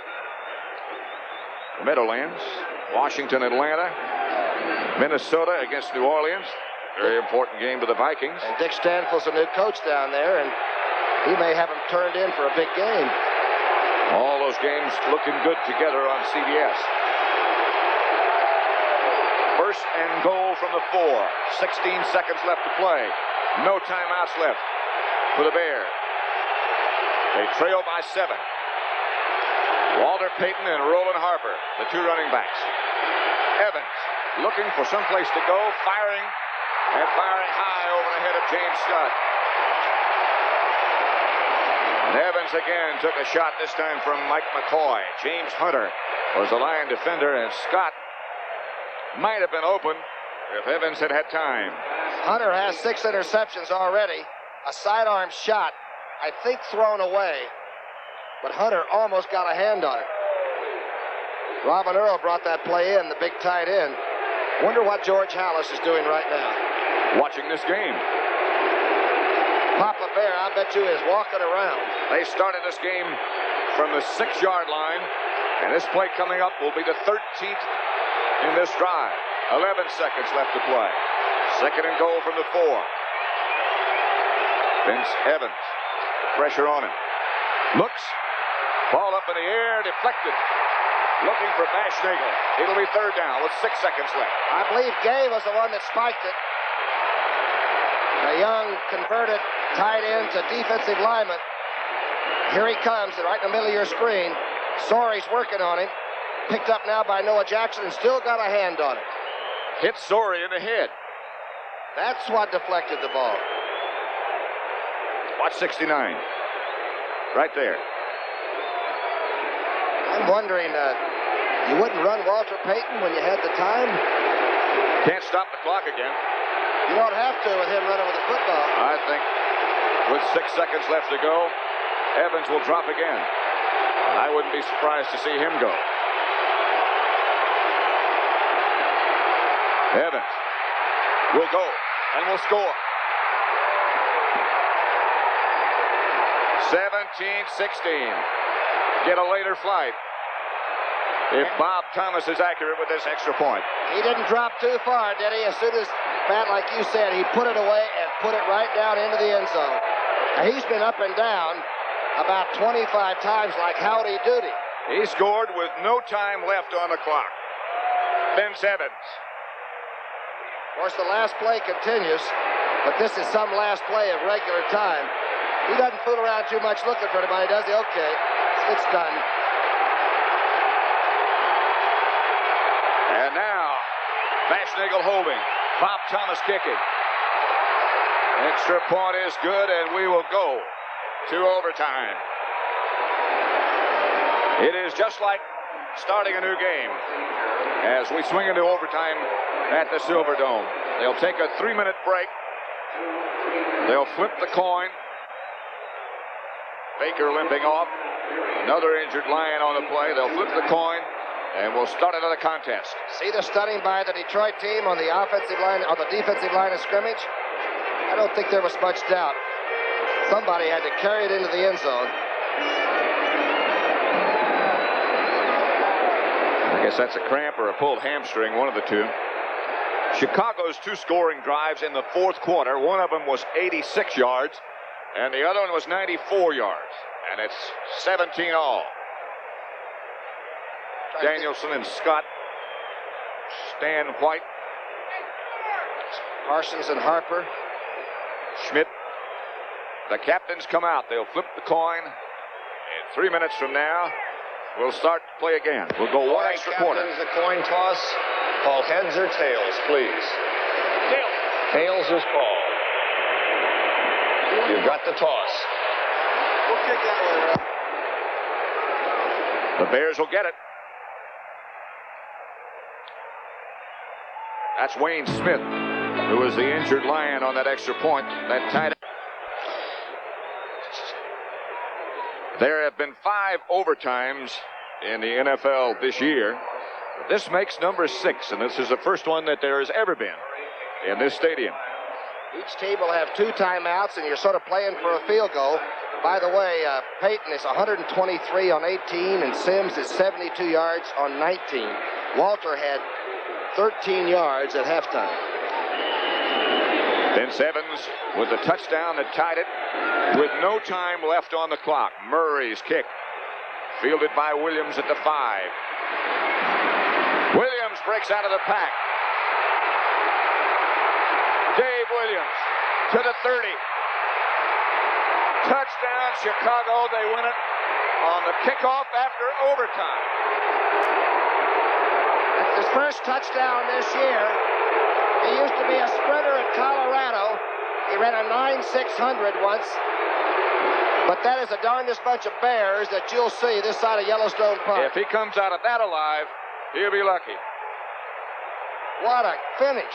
What a kickoff return right up the middle and cut it out of there. 95 yards by Dave Williams on the overtime kickoff. You say he used to be a sprinter? He still is. Look at this. About 210 pounds, a good pass receiver. He's been averaging over 22 yards a kickoff return, but this one's going to rank with his all-timer. That ball will probably go on a mantelpiece somewhere. His average is a little bit better now.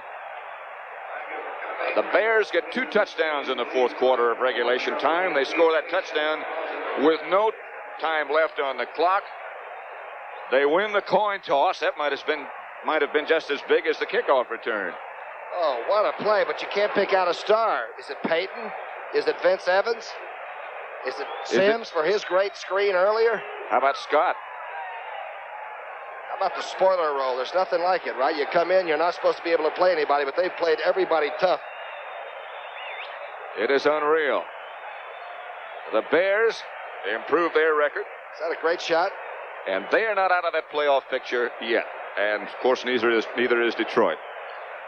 It's not too long a flight. Herb Cross has the guy who's become an instant celebrity in Chicago. Herb, it's yours. Got him? All right, I've got him right here, the man of the hour, Dave Williams, a speedster out of Colorado. In overtime, you go coast to coast in the kickoff. Dave, what's your reaction? It's great. I'm telling you, we needed it bad. We were due for a win. We just had a good break on return. Got a chance to run, just running all the way. What was the feeling of the ball club when you were entering the last couple of minutes of regular play? We knew we had to win it. We had to win it somehow. But in the past, we've been down, and everything's been going against us, and we finally got the breaks we needed. A break indeed. The hero of the day in overtime. The opening kickoff goes coast to coast. Dave Williams pulls it out for the Chicago Bears. Well, thank you, Herb. He did sound like he might have been a little bit out of breath. But what a finish to a Thanksgiving Day game, huh? That might be excitement. That might be excitement, you know it? That's terrific. Here again is Dave Williams as you look at the people who are responsible for our broadcast other than us. Chuck Milton, Bob Stinner, our producer, Sandy Grossman, and what great pictures, as you said before, we've had all day. And the rest of our crew, who are about the most dedicated people that you'll ever deal with. Sort of nice to bring people something on this holiday time, a very thoughtful time that means something. You know, I really don't know, but I can't remember that that has ever happened before, when the opening kickoff in overtime is returned for a touchdown. I'm worn out. I'll be ready for some turkey, I think, when we get back home. Okay, let's stop. You have a good Thanksgiving. You too, Patrick. Now, for Tom Brookshire, Pat Summerall, let's go to New York now for the NFL Today. All right, thank you very much, Pat Summerall and Tom Brookshire. First break the Chi Bears have had all season long. You should have seen my buddy the Greek. Were you with us at halftime? He says, we're going overtime. Jimmy, I thought you were going to jump right out there and hug Vince Evans when he ran in. Now, what does this do to the NFC Central? As you know, coming into the game, the Detroit Lions were ahead by a game. Now, Minnesota has a chance to tie them if they can beat New Orleans. Jimmy, you've been looking at the schedule. Because I'll tell you what happens here, which makes it very good for Minnesota. In the division, which is the first break, Detroit is 3-3 now, and Minnesota has 4 victories and 3 losses, which gives them, in case Detroit and Minnesota finish in a tie, would give Minnesota the division title. Of course, the other thing, though, is, Jimmy, Detroit's only got one road game. They go into St. Louis. The other two are at home with Kansas City, Green Bay, or is it Tampa Bay, Green Bay? That's true. But here's the whole thing. That's at Tampa Bay with Green Bay. And Minnesota goes to Cleveland and at Houston. It's tough. It really is. All right. The NFL Today continues on CBS in just a moment.